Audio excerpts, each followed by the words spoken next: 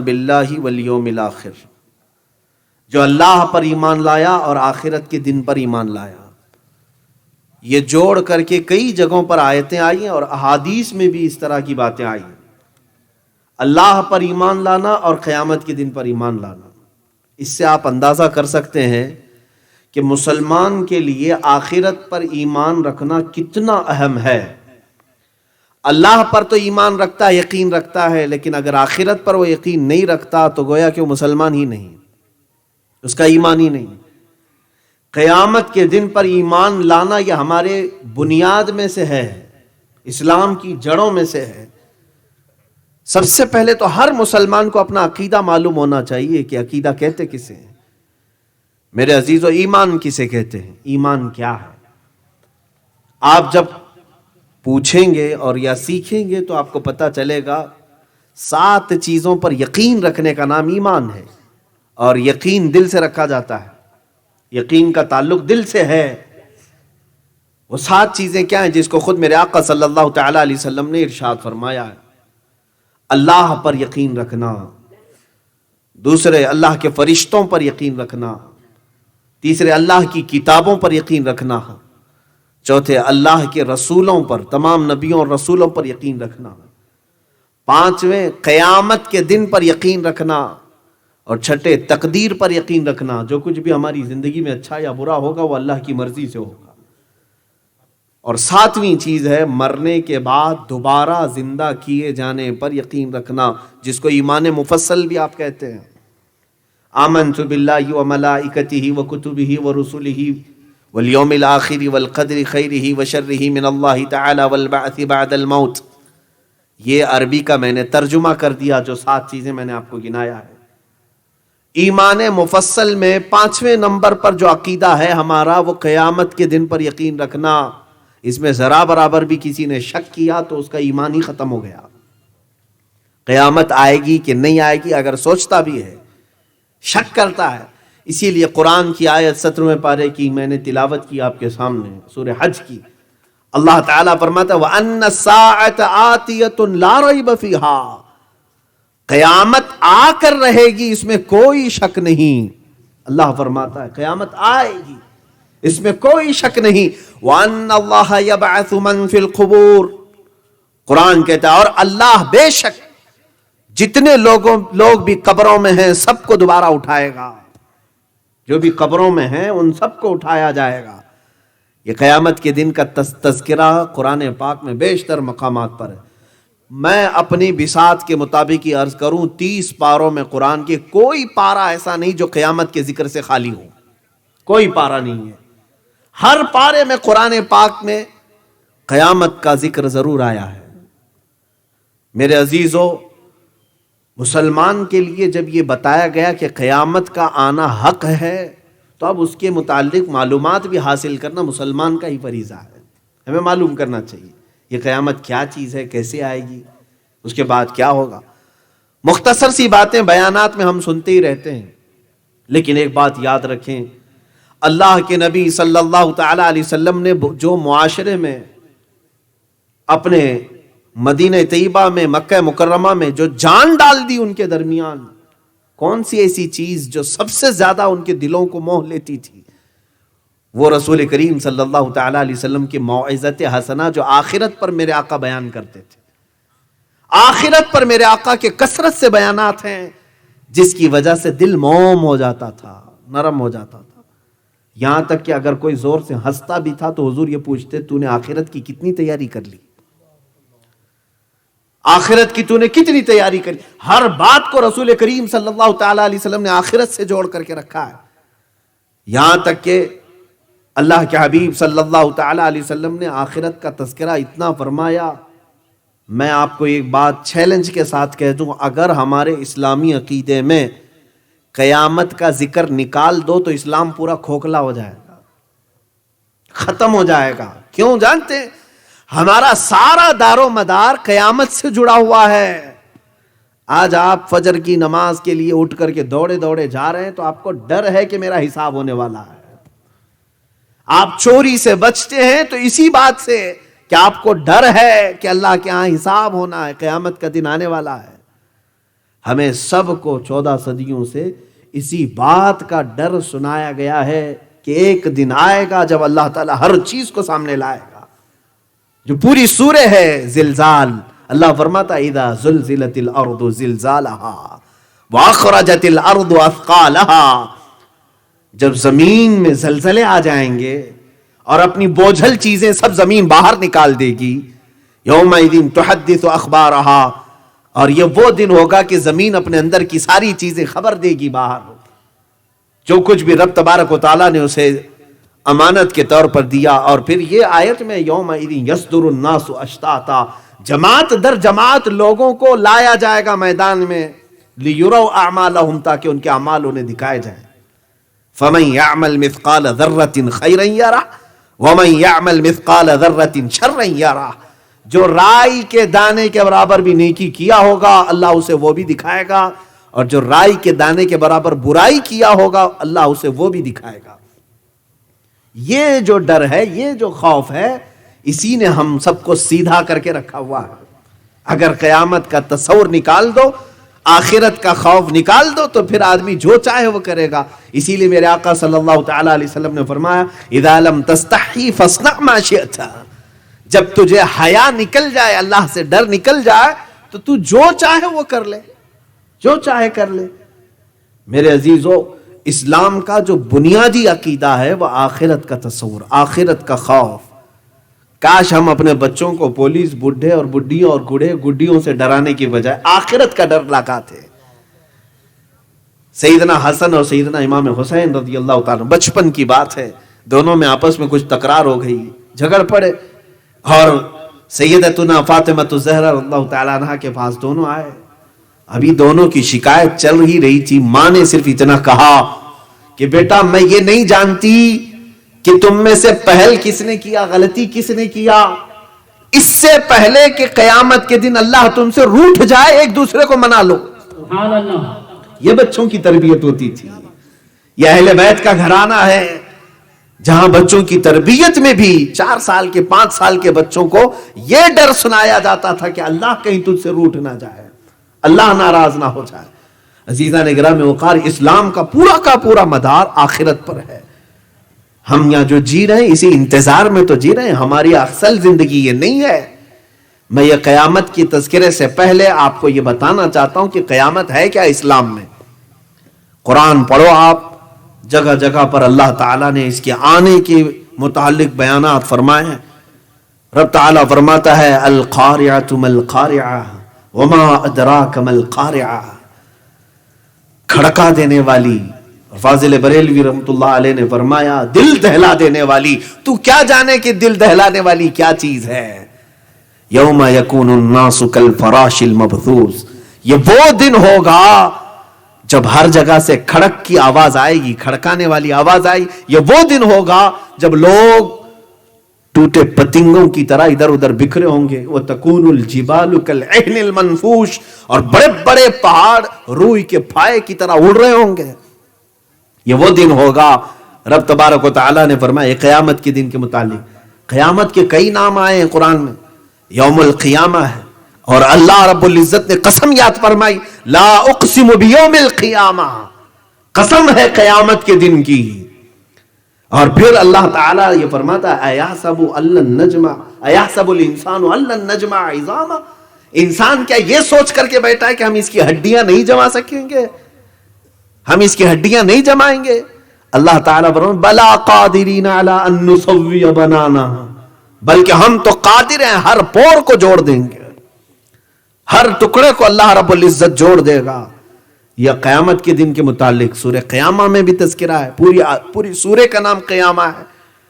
اور قرآن پاک کی ابھی میں جلد سے آپ کی طرف آؤں گا، میں اکتاہٹ میں آپ کو نہیں لے آؤں گا. اب قرآن کی آیتیں کم از کم 100 آیتیں میں تلاوت کر سکتا ہوں قیامت کے متعلق. اتنا تذکرہ ہے قرآن پاک میں قیامت کے متعلق. ارے جو نماز آپ پڑھتے ہو شروع میں ہی مجھے بتاؤ کوئی رکعت آپ کی سورہ فاتحہ سے خالی ہوتی ہے؟ آپ سب سے پہلے اپنے رب کی حمد بیان کرتے ہیں الحمدللہ رب العالمین الرحمن الرحیم، تمام تعریفیں اس اللہ کے لیے جو سارے جہانوں کو پالنے والا ہے، رحمان ہے، رحیم ہے. اس کے بعد سیدھے جس کا تذکرہ آتا ہے وہ مالک یوم الدین، قیامت کے دن کا مالک، یوم جزا کا مالک، قیامت کا ہی تذکرہ آ گیا۔ اللہ کی صفت بیان کرنے میں، اللہ کی تعریف بیان کرنے میں بھی سب سے پہلی چیز کیا آئی؟ مالک یوم الدین، وہ قیامت کے دن کا مالک ہے، روز جزا کا مالک ہے۔ عزیزان گرامی وقار، وہاں پر اللہ انسانوں کا بھی مالک ہے، زمین کا مالک ہے، آسمانوں کا مالک ہے، وہ ساری کائنات کا مالک ہے، لیکن رب نے تذکرہ کس کا فرمایا؟ یوم الدین، وہ روز جزا کا مالک ہے۔ اس لیے کہ یہ کوئی بہت ہی بڑی چیز ہوگی تبھی تو اس کا تذکرہ آیا ہے، مالک یوم الدین۔ اس کے علاوہ آپ دیکھیں بادشاہت کا ذکر جہاں جہاں بھی آئے گا، دنیا کی بادشاہت یہ چند سالوں کی ہو سکتی ہے، چند دنوں کی ہو سکتی ہے، لیکن قیامت کے دن کے متعلق قرآن میں ہے وہ یوم محشر ہوگا جب رب تبارک و تعالی ندا دے گا بندوں کو، لمن الملک اليوم، آج کے دن کی بادشاہت کس کی ہے؟ بتاؤ لوگوں، آج کے دن کس کی بادشاہت ہے؟ پھر رب تعالیٰ خود ہی جواب دیتا ہے، للہ الواحد القہار، ایک قہر کرنے والے خدا کی آج بادشاہت ہے، سخت پکڑ کرنے والے خدا کی آج بادشاہت ہے۔ اور اس دن اللہ تعالیٰ کی طرف سے پکارا جائے گا، این الجبارون، کہاں ہے وہ جو گھمنڈ میں اکڑ کر کے چلتے تھے؟ آ جائیں۔ کہاں ہے وہ جو دنیا میں سینہ تان کر کے بادشاہ بنتے تھے؟ آ جائیں۔ میرے عزیزو، ایک دن تو ہے جو روز جزا جس کو کہیں، میں نام گنا دوں اگر قیامت کے، سن لے، یوم الدین اس کو کہا گیا، یوم القیامہ ہے، یوم النشور ہے، یوم البعث ہے، اور یوم التناد ہے، یہ سب قیامت کے نام ہیں۔ اور اللہ تبارک و تعالیٰ نے اس کے تذکرے جو فرمائے الگ الگ انداز میں ہیں۔ وہ ایک سخت دن ہے، سخت دن ہے، اور ایسا سخت دن ہے جس کے متعلق قرآن میں اللہ نے یہ بھی فرمایا کہ اس کا ایک دن 50,000 سال کے برابر کا ہے، 50,000 سنۃ مما تعدون، جس کو تم گنتی کرتے ہو، یہ بھی قرآن میں آئی، 50,000 سال کے برابر کا ایک دن ہوگا۔ کوئی ضرورت نہیں ہے جلد بازی کی، تم حساب دیتے کھڑے رہ جاؤ، کھڑے رہ جاؤ۔ میرے عزیزوں، اندازہ کرو، 50,000 سال کہہ رہا ہوں میں، ابھی یہ دنیا کا اگر کیلکولیشن کریں تو بعض محدثین ہیں آج بھی جنہوں نے کیلکولیشن کر کے اپنے تخمینے سے بتایا ہے آدم علیہ السلام سے لے کر اب تک 7,000 سال نہیں ہوئے، سیدنا آدم علیہ السلام سے لے کر اب تک کے جو ایام ہیں 7,000 سال نہیں ہوئی۔ یہ سائنٹسٹ کہتے ہیں 1,00,000 سال 2,00,000 سال، اٹکل پچھو مارو، کون پوچھنے والا ہے؟ ہاں، اسی طرح سے اب بھائی میں زمین میں یہاں گاڑ دیا کھمبا اور کہا یہ پوری دنیا کا سینٹر ہے، کون ناپنے والا ہے؟ اس طرح سے بہت سارے اٹکل پچھو تو مارے جاتے ہیں۔ ہاں، لیکن یہ ہے کہ کچھ باتیں ایسی ہیں جو علم غیب سے تعلق رکھتی ہیں، اور ہمارا عقیدہ ہے وہ باتیں صرف انبیاء ہی کر سکتے ہیں جو غیب سے تعلق رکھتی ہیں۔ اس کو سائنس بھی مانتا ہے، میٹا فزکس اس کو کہتے ہیں، ما بعد الطبعیات۔ ہر ایک ہے میٹیریل ورلڈ جس کو آپ محسوس کر سکتے ہو، تو سائنس صرف میٹیریل ورلڈ کی بات کرتا ہے، جو پکڑ کے معلوم کر سکتے ہیں، دیکھ کے معلوم کر سکتے ہیں، محسوس کے معلوم کر سکتے ہیں، میٹیریل ورلڈ ہے۔ اور جو میٹا فزکس ہے اس کے بارے میں تو ایسے شخص کی ضرورت ہے جو بغیر دیکھے بتا سکتا ہو، اور وہ اللہ کے انبیاء ہیں۔ عزیزان گرامی اوقات، اسی طرح سے میں اب جو بات عرض کر رہا تھا وہ یہ ہے کہ 7,000 سال، چلو میں بھی اس کو یقینی بات نہیں کہتا، یہ تخمینہ ہے، لیکن جو قیامت کے دن کا کیلکولیشن بتایا گیا وہ اتنا لمبا ہے کہ 50,000 سال کے برابر کا۔ تم کھڑے رہو، سب کا حساب ہوگا۔ اور رب تبارک و تعالی نے وہاں کے متعلق فرمایا، یوم یفر المرء من اخیہ وامہ وابیہ وصاحبتہ وبنیہ، یہ وہ دن ہوگا جب ماں اپنے بیٹے سے بھاگ رہی ہوگی۔ یوم یفر المرء من اخیہ، آدمی اپنے بھائی سے بھاگ رہا ہوگا، ماں اپنے بیٹے سے، دوست اپنے دوست سے جان چھڑا کے بھاگ رہا ہوگا، سب بھاگ رہے ہوں گے۔ اور اللہ تعالیٰ قیامت کے دن کا ہی تذکرہ فرماتا، الاخلاء یومئذ بعضهم لبعض عدو، سارے دوست سارے خلیل اس دن دشمن ہو چکے ہوں گے، ایک دوسرے کو کوئی منہ نہیں ملانا چاہتا، سب اپنے اپنے حال میں ہیں، الا المتقین، ہاں پرہیزگار آپس میں اس وقت بھی دوست ہوں گے۔ سبحان اللہ۔ اولیاء کاملین کا معاملہ الگ ہے۔ یہ قیامت کے دن کے متعلق رب تعالیٰ فرماتا ہے وہاں سب بکھرے ہوئے ہوں گے، ایک دوسرے کو کسی کی فکر نہیں، اپنی پڑی ہے سب کو، ماں اپنے بیٹے کو نہیں دیکھنا چاہتی۔ یہی تذکرہ قرآن پاک میں چند آیتیں برکت کے لیے تلاوت کرو اور پھر جو مجھے حکم ہوا ہے اس بات پر میں عرض کروں گا۔ قیامت کے متعلق رب تبارک و تعالیٰ نے یہ فرمایا کہ سارے ایک دوسرے کے دشمن ہو جائیں گے سوائے متقین کے، اور پھر کیسے آئیں گے وہاں پر؟ سورہ کہف میں رب تعالیٰ نے فرمایا وَعُرِضُوا عَلَىٰ رَبِّكَ صَفًّا لَقَدْ جِئْتُمُونَا كَمَا خَلَقْنَاكُمْ أَوَّلَ مَرَّةٍ، تم صف در صف لائے جاؤ گے، صف در صف لائے جاؤ گے، اور اللہ تعالیٰ فرماتا جیسے ہم نے تم کو پہلے پیدا کیا تھا ویسے ہی اٹھائے جاؤ گے، بغیر لباس کے آؤ گے، قیامت کے دن بغیر لباس کے اٹھائے جائیں گے۔ اس کے متعلق حدیث میں حضرت ماں عائشہ صدیقہ رضی اللہ تعالیٰ عنہ نے پوچھا بھی تھا، اے اللہ کے نبی صلی اللہ تعالیٰ علیہ وسلم بغیر لباس کے ہوں گے؟ کیا اس کا معنی ہے؟ کیا ایک دوسرے کی طرف لوگ دیکھ رہے ہوں گے؟ حضور پاک صلی اللہ تعالیٰ علیہ وسلم نے ارشاد فرمایا عائشہ وہاں لوگوں کو اس کا خیال ہی نہیں ہوگا کہ کون کس حالت میں ہے، کیونکہ اپنے اوپر جو پڑی ہوئی ہے وہ کہاں کس کا جسم دیکھ رہا ہے۔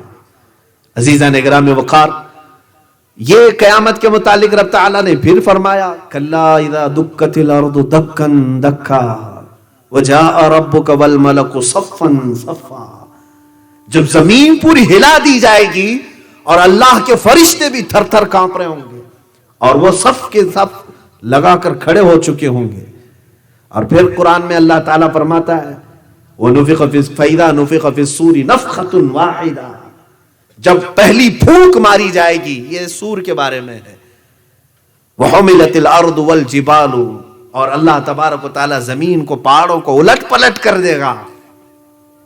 قرآن کی آیتیں میں صرف برکت کے لیے پڑھ رہا ہوں۔ اِذَا الشَّمْسُ كُوِّرَتْ وَإِذَا النُّجُومُ انْكَدَرَتْ، رب تعالیٰ فرماتا ہے جب سورج پھٹ جائے گا اور تارے بکھیر دیے جائیں گے، اور اللہ تعالیٰ فرماتا ہے اِذَا السَّمَاءُ انْفَطَرَتْ، آسمان پھاڑ دیا جائے گا، آسمان پھاڑ دیا جائے گا، یہاں تک کہ سورج پھٹ کر کے انگارے اگل رہا ہوگا، جو بھی ہوگا، زمین اٹھا دی جائے گی، پہاڑ بکھیر دیے جائیں گے۔ یہ تمام معاملات قیامت کے ہیں کہ کس طرح آنے والی ہے۔ دل دہلا دینے والی جو بات آئی اس پر میں نے یہ تفسیر عرض کیا۔ قرآن پاک میں اللہ نے فرمایا القارعۃ ما القارعہ، وہ دل دہلا دینے والی ہے۔ تم کیا جانو کہ دل دہلانے والی کیا چیز ہے؟ میرے عزیزو، اتنی باتیں جو میں نے عرض کیا، یہاں ایک پٹاخہ اڑے تو کتنوں کا دل دھڑکتا ہے، وہ قیامت کے سور پھونکے جائیں تو نہ جانے کیا کیا ہوگا، کیسے کیسے دل دہلیں گے۔ ہاں، دل ہی نہیں دہلیں گے۔ سنو، اور قرآن کہتا ہے یوم ترونها تذهل كل مرضعة عما ارضعت وتضع كل ذات حمل حملها وترى الناس سكارى وما هم بسكارى۔ قرآن میں اللہ تعالیٰ فرماتا ہے یہ وہ دن ہوگا جب تم دیکھو گے حاملہ عورتوں کے بچے باہر نکل آئیں گے۔ قیامت کے دن کے متعلق وَتَضَعُ كُلُّ ذَاتِ حَمْلٍ حَمْلَهَا، اپنا حمل باہر نکال دے گی عورت، ڈر کے مارے بچے باہر نکل چکے ہوں گے۔ اب اندازہ کرو دلوں کا حال کیا ہو چکا ہوگا۔ یہ قیامت ہے، قیامت آنے والی ہے۔ اقتربت الساعة وانشق القمر، سورہ قمر میں اللہ نے فرمایا قیامت بہت قریب آ گئی، چاند پھٹ گیا۔ اور 17ویں پارے میں رب تعالیٰ نے شروع میں یہ فرمایا اقترب للناس حسابهم وهم في غفلة معرضون، لوگوں کے لیے اللہ تعالیٰ فرماتا ہے قیامت قریب آ گئی اور لوگ ابھی بھی غفلت میں ہیں، ابھی بھی غفلت میں سوئے ہوئے ہیں۔ عزیزان گرامی وقار، یہ آیات بینات ہیں قرآن عظیم کی، جس میں رب تبارک و تعالیٰ نے قیامت کو یقینی طور پر بیان فرمایا، یقین کے ساتھ جانا قیامت آنی ہے۔ اب یہ جب ہمارا عقیدہ بنا تو اب ہم آتے ہیں کہ قیامت کب آئے گی، قیامت کب آئے گی۔ یہ علم تو ایسا ہے جس کو اللہ نے اپنے پاس سیکیور رکھا، محفوظ رکھا۔ قرآن کی آیت تو یہی بتاتی ہے ان اللہ عنده علم الساعۃ، بے شک اللہ کے نزدیک اس کا علم ہے، لیکن اللہ نے یہ نہیں فرمایا کہ میں یہ علم کسی کو دوں گا بھی نہیں، یہ نہیں فرمایا. ہاں اللہ کے پاس ہے اس کا علم، لیکن وہ اپنی عطا سے چاہے تو اپنے رسول کو بھی دے سکتا ہے. یہ مسئلہ حل ہو گیا. کسی کے ذہن میں یہ بات نہ رہے کہ رسول کو معلوم نہیں تھا.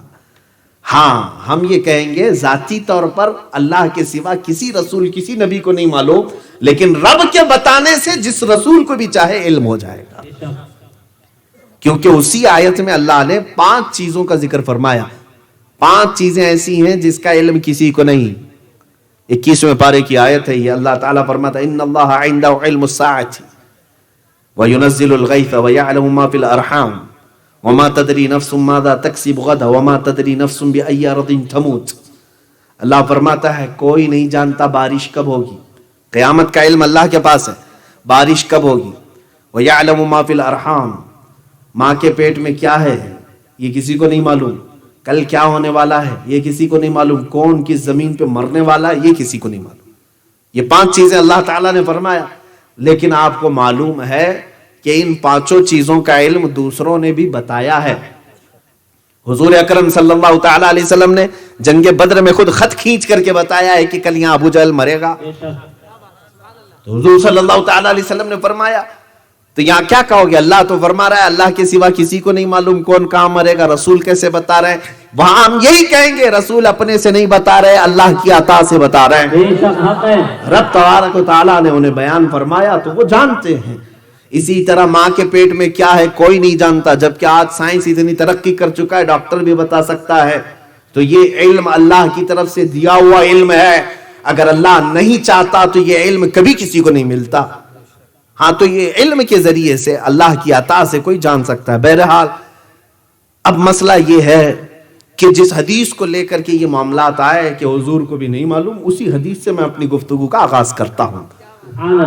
ایک بار صحابہ اکرام رضوان اللہ تعالی علیہ مجمعین بیٹھے ہوئے تھے رسول پاک صلی اللہ علیہ وسلم کے پاس. یہ حضرت عمر فاروق رضی اللہ تعالیٰ عنہ سے مروی حدیث ہے اور مسلم شریف میں بھی ہے، بخاری شریف میں بھی ہے. حضور اکرم صلی اللہ تعالیٰ علیہ وسلم بیٹھے ہوئے صحابہ کے ساتھ فرماتے ہیں صحابہ کہ اچانک ایک آدمی ہمارے درمیان آیا اور محفل میں حضور کے بالکل سامنے آ کر بیٹھ گیا، یہاں تک کہ اپنے گھٹنے حضور کے گھٹنے سے ملا لیا، اتنا قریب ہو کر بیٹھ گیا اور آتے ہی سوال کرنے لگا. وہ صحابہ کہتے ہیں، حضرت عمر خود کہتے ہیں ہم میں سے اس کو کوئی نہیں پہچانتا تھا، وہ مدینے کا بھی نہیں دکھ رہا تھا، اور اگر باہر سے آیا ہے تو سفر کے آثار بھی اس کے چہرے پر نہیں تھے. گھوڑے پر آیا ہو تو دھول میں اٹا چہرہ لے کر کپڑوں پر گرد و غبار کے آثار ہوتے، وہ بھی نہیں دکھ رہا تھا. تو ہم تعجب میں تھے. بہرحال خاموش بیٹھے رہے. محفل میں آنے والے اس شخص نے پہلا سوال کیا مل ایمان، ایمان کسے کہتے ہیں؟ میرے آقا صلی اللہ علیہ وسلم نے جواب دیا میں نے ابھی شروع میں ہی بیان کر دیا ہے، 7 چیزوں پر یقین رکھنے کا نام ایمان ہے. آپ صلی اللہ تعالیٰ علیہ وسلم نے فرمایا اللہ پر ایمان لانا، فرشتوں پر، رسولوں پر، اس کی کتابوں پر، قیامت کے دن پر، تقدیر پر، اور مرنے کے بعد دوبارہ اٹھائے جانے پر ایمان لانا، یقین رکھنا، اس کا نام ایمان ہے. تو اس شخص نے کیا کہا؟ صدقت یا محمد، اے محمد صلی اللہ علیہ وسلم آپ نے بالکل سچ کہا ہے. صحابہ کہتے ہیں ہم تعجب میں تھے، خود ہی سوال بھی کر رہا ہے، خود ہی تصدیق بھی کر رہا ہے. اس کے بعد دوسرا سوال اس نے کیا مل اسلام، اسلام کیا ہے؟ میرے آقا صلی اللہ تعالیٰ علیہ وسلم نے فرمایا کہ تم گواہی دو اس بات کی کہ اللہ کے سوا کوئی معبود نہیں اور اللہ محمد صلی اللہ علیہ وسلم اللہ کے رسول ہیں. نماز پڑھو، زکوٰۃ دو، روزے رکھو اور حج کرو. اور پھر تیسری مرتبہ اس نے سوال کیا مل احسان، احسان کیا ہے؟ میرے آقا صلی اللہ علیہ وسلم نے فرمایا تم عبادت اللہ کی ایسی کرو جیسے کہ تم اسے دیکھ رہے ہو، اور اگر یہ نہ کر سکو تو ایسی عبادت کرو کہ اللہ تمہیں دیکھ رہا ہے. اس تصور کے ساتھ عبادت کرو. یہاں عبادت کا ذکر ہے، نماز کا نہیں. ہر عبادت میں یہ خیال ہونا چاہیے، ہر عبادت میں کہ اللہ مجھے دیکھ رہا ہے. اب 3 سوالات یہ ہو گئے، یہ بیسک تھی. یہ پورا ایمان، اسلام، احسان، تینوں چیزیں آ گئی اس کے اندر. اور یہی 3 ہی پر اگر تم اکتفا کر لیے تو کامل مسلمان بن کر کے دنیا سے جاؤ. ایمان کو سمجھ لیں، اسلام کو سمجھ لیں اور احسان کو سمجھ لیں. لیکن چوتھے نمبر پر اس سائل نے، سوال کرنے والے نے ایک اور سوال کیا متی الساعۃ، قیامت کب آئے گی؟ یہی ایک معرکۃ الآراء سوال ہے. آپ صلی اللہ تعالی علیہ وسلم نے اس کے جواب میں جو فرمایا، بعض لوگ اس کو ہیرا پھیری کر کے ترجمے کرتے ہیں. مل مسئول اعلم منها بالسائل. حضور اکرم صلی اللہ تعالی علیہ وسلم نے فرمایا مجھ سے تم پوچھے ہو اور تم پوچھنے والے. سائل وہ ہے اور میں پوچھا گیا ہوں. مسئول میں ہوں، سائل تم ہو. تو فرمایا سائل کو جتنا اس بارے میں معلوم ہے مسئول کو بھی اتنا علم ہے. اس کا یہ ترجمہ ہو سکتا ہے. یہاں بعض لوگ یہ کہتے ہیں کہ سائل سے زیادہ مسئول کو معلوم نہیں، زیادہ جانتا نہیں. بہرحال یہ گتھی سلجھے گی آگے کی بحث سے. تو اب سوال کرنے والے نے پھر اس کے بعد یہ 4 سوال کر لیے. تو اب میرے آقا صلی اللہ تعالی علیہ وسلم نے آگے یہ فرمایا قیامت کب آئے گی وہ چھوڑ دو، ایگزیکٹ ڈیٹ پرٹیکولر جو کوئی وقت ہو یہ چھوڑ دو، اس کے آنے سے پہلے کیا کیا ہوگا وہ میں بتاتا ہوں. یہ ہمارا آج کا ٹاپک بھی ہے. حضور اکرم صلی اللہ تعالی علیہ وسلم نے فرمایا ان تلد الامۃ ربتها وان ترى الحفاة. حضور اکرم صلی اللہ تعالی علیہ وسلم نے فرمایا یتطاولون فی البنیان. تم دیکھو گے کہ ماں اپنے سردار کو جن رہی ہوگی، یعنی بیٹا ماں باپ پر حکومت کر رہا ہوگا. وہ آ چکا دن. اور میرے آقا صلی اللہ علیہ وسلم نے اپنی نشانیاں بتانا شروع فرما دیا. تم دیکھو کہ ننگے پیر چرواہے کم ذات کے لوگ بڑی بڑی عمارتوں پر فخر کر رہے ہوں گے. اب یہ اتنی علامتیں بیان کر دی حضور اکرم صلی اللہ تعالی علیہ وسلم نے. اب مختلف جگہوں پر مختلف احادیث میں بہت ساری علامات ہیں. یہاں تک کہ امام حماد رحمۃ اللہ تعالی علیہ نے پوری کتاب الفتن لکھ دی ہے اس پر. کتاب الفتن علامات الساعہ نام سے پوری کتابیں آ گئی کہ قیامت کی نشانیاں کیا کیا ہیں. پڑھتے جائیں تو ایک پورا کا پورا باب ہے یہ. اور خود بخاری اور مسلم میں اتنی حدیثیں ہیں کہ قیامت آنے سے پہلے کیا کیا ہوگا. ہم اس کو 2 قسموں میں تقسیم کرتے ہیں. کچھ چھوٹی نشانیاں ہیں، کچھ بڑی نشانیاں ہیں. علامات الصغرا، علامات الکبرا. قیامت کے آنے سے پہلے کچھ چھوٹی نشانیاں ہیں، کچھ بڑی نشانیاں ہیں. چھوٹی نشانیاں تقریباً آج تک ابھی جو میں بیٹھا ہوں اس دن تک میں سمجھتا ہوں پوری ہو چکی، جو رسول کریم صلی اللہ تعالی علیہ وسلم نے فرمایا. اور ان میں سے بعض ہو سکتا ہے ہو رہی ہوں، میں اپنے علم کے مطابق عرض کر رہا ہوں. اب سنیں، یہاں میں پہلے یہ گتھی سلجھا کر کے آگے اس بحث کی طرف آ جاتا ہوں. یہاں پر کچھ لوگ ترجمے میں ڈنڈی مارتے ہیں کہ رسول کو قیامت کا علم نہیں تھا. دیکھو حضور نے نہیں بتایا، یہ سوالات ہو گئے. اور وہ شخص جو آیا تھا وہ اٹھ کر کے چلا گیا. حضرت عمر پریشان تھے، باہر جا کر کے دیکھے وہ نہیں نظر آیا. حضور صلی اللہ تعالی علیہ وسلم سے پوچھا کہ کون ہے؟ میرے آقا صلی اللہ تعالی علیہ وسلم نے فرمایا اتاکم جبریل یعلمکم دینکم. وہ جبرائیل تھے جو تمہیں تمہارا دین سکھانے آئے تھے.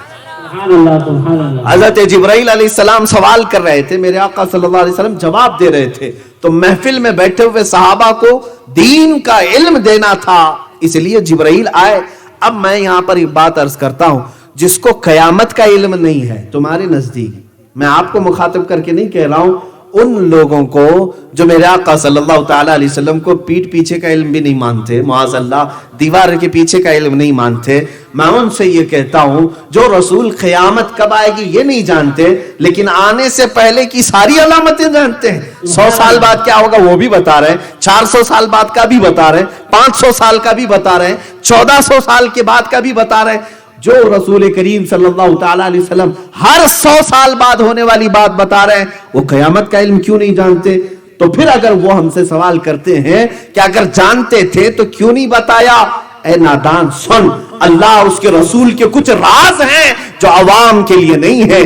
تم قرآن بھی اٹھا دو، ہر آیت کا ترجمہ تمہیں بھی نہیں معلوم، کسی مفسر کو بھی نہیں معلوم. میں چیلنج کے ساتھ کہتا ہوں، آؤ قرآن لے کر کے کاف ہا یا عین صاد کا ترجمہ کیا ہے مجھے بتا دو، ہا میم عین سین قاف کا ترجمہ مجھے بتا دو، الف لام میم کا ترجمہ بتا دو. ان کے ترجمے تمہیں آج تک نہیں معلوم ہو سکے. سارے مفسرین کا اتفاق اس بات پر ہے کہ یہ حروف مقطعات اللہ اور اس کے رسول کے راز ہیں. اللہ اس کے رسول کے راز ہے. اسی طرح قیامت کا علم بھی اللہ اس کے رسول کا راز ہے.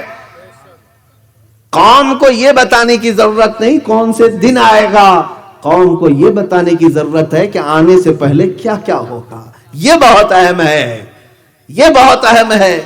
عزیزان گرامی وقار، میں آپ کو بتاتا ہوں میرے آقا صلی اللہ علیہ وسلم نے امت کی کتنی بڑی رہنمائی فرمائی، رہبری فرمائی. میں ناندیڑ شہر میں بیٹھا ہوں، اب یہاں سے مجھے نکل کر کے جانا تھا اورنگ آباد، اور آپ نے مجھے بتایا یہاں سے بیٹھنے کے بعد کہ اورنگ آباد آ جائے گا، فلاں وقت پر آ جائے گا، 2 گھنٹے میں آ جائے گا، 4 گھنٹے میں آ جائے گا. آپ نے بتا دیا 4 گھنٹے کے بعد آپ کا شہر آ جائے گا. میں بیٹھا رہا 4 گھنٹے کا انتظار کرتے کرتے. گھڑی آگے بھی ہو سکتی، پیچھے بھی ہو سکتی ہے، میرا کچھ بھی ہو سکتا ہے. اور اچانک اورنگ آباد آیا، مجھے خبر ہی نہیں پڑی. لیکن بتانے والا اگر یہ کہتا اورنگ آباد آنے سے پہلے جو ہے فلاں شہر آتا ہے، اس سے پہلے ایک اور گاؤں آتا ہے، اس سے پہلے کچھ بلڈنگیں دکھتی ہیں، پھر جھاڑ دکھتے ہیں، پھر پہاڑ دکھتے ہیں، جو کچھ بھی ہے، تو میں ہر ایک چیز کو دیکھتے دیکھتے الرٹ ہوتا چلا جاتا اور اپنے شہر کی میں تیاری کر رہا ہوتا. میرے آقا صلی اللہ علیہ وسلم نے ڈائریکٹ قیامت نہیں بتائی، علامات بتائی تاکہ ہر مومن اس قیامت کی تیاری کر سکے. حضور اکرم صلی اللہ علیہ وسلم نے تیاری کرانا چاہا، اس لیے تو ہمیں علامات بتائے. اب سنو، اللہ کے حبیب صلی اللہ تعالی علیہ وسلم نے جو فرمایا ان چھوٹی نشانیوں میں سے وہ بڑی دردناک بھی ہیں اور ہمارے لیے بعض تو عبرت کے لیے بھی ہیں. عزیزان گرامی، حضور اکرم صلی اللہ تعالی علیہ وسلم ارشاد فرماتے ہیں تم دیکھو گے ماں باپ کی نافرمانی کثرت سے ہونے لگے گی، اور یہ ہو رہی ہے، ہوتی رہے گی. یہاں تک کہ صحابہ اکرام ان باتوں پر تعجب کرتے تھے. اللہ کے حبیب صلی اللہ تعالی علیہ وسلم کی بعض احادیث یہ بھی ہیں کہ قتل بڑھ جائے گا، حرج بڑھ جائے گا. حرج کہتے ہیں قتل کو، حضور اکرم کی حدیث میں کہ حرج بڑھ جائے گا، قتل بہت زیادہ ہوگا. صحابہ نے پوچھا قتل تو اس زمانے میں بھی ہوتا ہے، جنگیں بہت ہوتی ہیں. اللہ کے نبی صلی اللہ تعالی علیہ وسلم نے ارشاد فرمایا نہیں، یہ قتل الگ ہے. اس قتل کی بات کر رہا ہوں جب بھائی اپنے بھائی کی گردن مارنے کے لیے بے تاب رہے گا، یہاں تک کہ لوگ صرف اپنی بھوک مٹانے کے لیے انسانوں کا گوشت ٹکڑے کریں گے. قتل بڑھ جائے گا. اور آپ کو اگر میں بتاؤں تو حضور اکرم صلی اللہ تعالی علیہ وسلم کی اس پیشن گوئی کے مطابق میں سمجھتا ہوں ورلڈ وار فرسٹ اور ورلڈ وار 2 میں، سیکنڈ میں جتنی جانیں گئیں پوری دنیا کی تاریخ میں اتنی جانیں کبھی نہیں گئی ہیں. فرسٹ ورلڈ وار میں 2 کروڑ لوگ مرے ہیں، تقریباً 20 ملین. اور سیکنڈ ورلڈ وار میں 50 ملین لوگوں کی جانیں گئی ہیں، 5 کروڑ کے قریب لوگ مرے. میرے عزیزو، یہ عام لوگ نہیں، جانے جانا. اور اس طرح سے کہ لوگ جو ہے اب موت کا لوگوں کو احساس بھی نہیں ہوتا، ایسے لگتا ہے جیسے چونٹی مر گئی، مچھر مر گیا، مکھی مر گئی. پہلے کسی کی موت پر سارے لوگ کان کھڑے کرتے تھے اور احساس ہوتا تھا، اس کے لیے تعزیتیں ہوتی تھی. اب بغل میں مر کے چلا گیا، لوگ دوسرے دن بھول گئے، اپنے معمول پر آ گئے. موت بھی عام ہوگی، قتل بھی عام ہوگا. رسول کریم صلی اللہ تعالی علیہ وسلم کی حدیث میں یہ بھی ہے گانے باجے کی کثرت ہو جائے گی. گانے باجے کی کثرت آج آپ نہیں دیکھتے. شاید یہ میوزک ورلڈ اس زمانے کا سب سے زیادہ ٹاپ پر جا چکا ہوگا.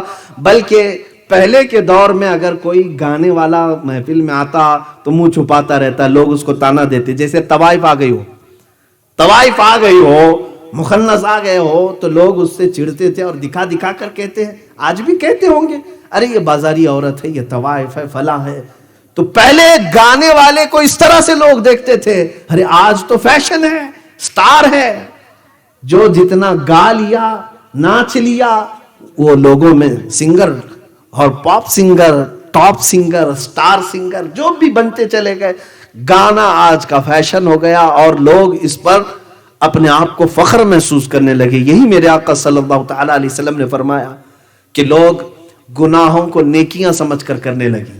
ایک حدیث ہے کتاب الفتن میں، امام حماد نے لکھا ہے، فرماتے ہیں ایک وقت ایسا آئے گا اے مومنو کہ لوگ تمہیں ایمان کا تانا ایسے دیں گے جیسے زانی کو تانا دیا جاتا ہے. یہ کہیں گے انک مؤمن، انک امرؤ فیک ایمان، اے یہ دیکھو یہ آدمی ہے، اس کے پاس ایمان ہے، تانا دے کر کے لوگ کہیں گے. ایک وقت یہ آئے گا، حضور اکرم صلی اللہ تعالی علیہ وسلم نے فرمایا ایمان پر قائم رہنے کی سختی بھی بتائی کہ بہت سخت ہو جائے گا ان کے لیے، بہت سخت ہو جائے گا۔ اب یہ ماں باپ کی نافرمانی، گانے باجے کی کثرت، یہاں تک کہ حضور اکرم صلی اللہ تعالی علیہ وسلم کی حدیث ہے، فرماتے ہیں تم دیکھو گے کہ زنا اتنی کثرت سے ہوگا کہ جیسے گدھے اور کتے راستوں پر جوڑا کھاتے ہیں، انسان بھی اس طرح سے کرنے لگ جائیں گے، یعنی کھلے عام زنا ہوگا، لوگ سڑکوں پر اور راستوں پر اس طرح جوڑے کھاتے ہوں گے۔ یہ ابھی جو میٹروپولیٹن سٹیز ہیں، بڑی بڑی سٹیز ہیں، وہاں پر تو یہ عام سی بات ہے، ممبئی ہو، دلی ہو، گوا ہو، یہ سب سٹیز میں ہو سکتا ہے کہ آپ کے ہاں اقدار اور روایات کی پاسداری کی جاتی ہو، آج بھی بچیاں محفوظ ہوں، لیکن اب یورپین کلچر تو بہت دور کی بات ہے، انڈین کلچر میں بھی یہ ساری چیزیں آ گئی، ایک دوسرے سے چپک جانا، سب کے سامنے معاذ اللہ رب العالمین لوگوں کے خواہشات کو بھڑکانا، یہ کثرت سے ہو گیا ہے۔ اچھا، حدیث کے مطابق میرے آقا صلی اللہ تعالی علیہ وسلم نے جو فرمایا کہ زنا عام ہوگا اور راستوں پر ہوگا، میرے عزیزو اگر آپ کھلے عام راستوں پر نہیں بھی دیکھ رہے ہوں گے، ہر نوجوان کے ہاتھ میں انٹرنیٹ دے کر کے انہوں نے فل یہ تمام ننگی صورتیں اور ننگی تصویریں پہنچا دی ہیں۔ آج یہ پورنوگرافی کثرت سے دیکھی جاتی ہے، دنیا کی سب سے زیادہ یوزفل ویب سائٹس پورنوگرافی ہے، بے حیائی کی تصویریں دیکھنا، بلیو فلم دیکھنا، پوری دنیا میں اس کا سب سے زیادہ ڈیمانڈ ہے۔ میں ابھی لاک ڈاؤن کی بات بتا رہا ہوں، لاک ڈاؤن کے درمیان شروع کا مہینہ ہوگا شاید، غالباً اپریل یا مئی میں میرے پاس رپورٹ تھی، میں نے دیکھا، حیرت ہو گئی، پوری دنیا میں سب سے زیادہ لاک ڈاؤن میں لوگ کس میں اپنا وقت بتائیں تو رپورٹ کے مطابق پورنوگرافی میں۔ انٹرنیٹ جو یوز ہوا 90% پورنوگرافی پر یوز ہوا، 10% باقی کاموں کے لیے استعمال ہوا۔ 90%، عزیزان گرامی، لاکھوں بلین اور لاکھوں ڈالر اس میں خرچ کیے جاتے ہیں گندی تصویریں اور گندی فلمیں تمہارے گھروں تک پہنچانے کے لیے۔ اور قرآن نے بھی یہ فرمایا بل یرید الانسان لیفجر امامہ، انسان یہ چاہتا ہے کہ وہ سامنے بے حیائی دیکھے ہے، انسانوں کی طبیعت ہے یہ اس طرح سے بے حیائی اور عیاشی دیکھنے کا متلاشی بھی رہتا ہے، تجسس رہتا ہے اس کو۔ اور وہ زمانہ آ جائے گا زنا کثرت سے اور عام ہو جائے گا۔ عزیزان گرامی وقار، اب تو یہ پاس و لحاظ بھی نہیں رکھا جاتا اسلامی شریعت کے مطابق، لوگ اب طلاق کے اس معاملے میں اتنے ہلکے ہو گئے ہیں، بہت سارے مسلمان طلاق کو گالی سمجھ کر کے اپنی عورت کو دے دیتے ہیں، اس کے بعد پھر اس کے ساتھ زندگی گزارتے ہیں، جو کہ ہر رات وہ اپنی عورت کے ساتھ زنا کرتا ہے۔ طلاق مکمل ہو گئی، اگر 3 طلاقیں، اس کے بعد اس کے لیے وہ عورت اجنبی، اور اگر اس کے ساتھ وہ رہتا ہے تو وہ زنا کر رہا ہے۔ یہ بھی عام حالات میں اب پائے جا رہے ہیں۔ اور تو اور میرے عزیزوں، مجھے حیرت اس بات کی ہوئی، انگلینڈ سے ایک صاحب تھے، انہوں نے کہا کہ یہاں ہمارے لڑکا یا لڑکی 16 سال کے ہو گئے، 17 سال کے ہو گئے، اور اگر ان کا بوائے فرینڈ اور گرل فرینڈ نہ ہو تو اس کو فزیشین کے پاس دکھانے کے لیے لے جاتے ہیں کہ چیک کرو اس کو کوئی تکلیف تو نہیں، اب تک اس کا بوائے فرینڈ نہیں ہے، اب تک اس کی کوئی گرل فرینڈ نہیں ہے، اس کو ایسا سمجھتے ہیں زندگی کی ضروریات ہیں۔ عزیزان گرامی وقار، ہم اس ڈگر پر آ چکے ہیں جہاں ہم جانوروں کی طرح زندگی گزارے جائیں گے۔ اور حضور اکرم صلی اللہ تعالی علیہ وسلم مدینہ طیبہ میں بیٹھ کر کے ارشاد فرما رہے ہیں کاسیات عاریات، حضور فرماتے ہیں میں دیکھ رہا ہوں وہ عورتیں جو کپڑا پہن کر کے بھی ننگی ہوں گی، کپڑے پہنے ہوں گی لیکن ننگی ہوں گی۔ کیا مطلب؟ ایسے کپڑے تنگ و چست کپڑے کہ جس میں ان کا پورا فگر دکھ رہا ہو۔ یہ آج رواج ہے، عام رواج ہے۔ میں اور فحاشاؤں کی بات نہیں کر رہا ہوں، مسلمان گھروں کی بچیوں کی بھی بات کر رہا ہوں۔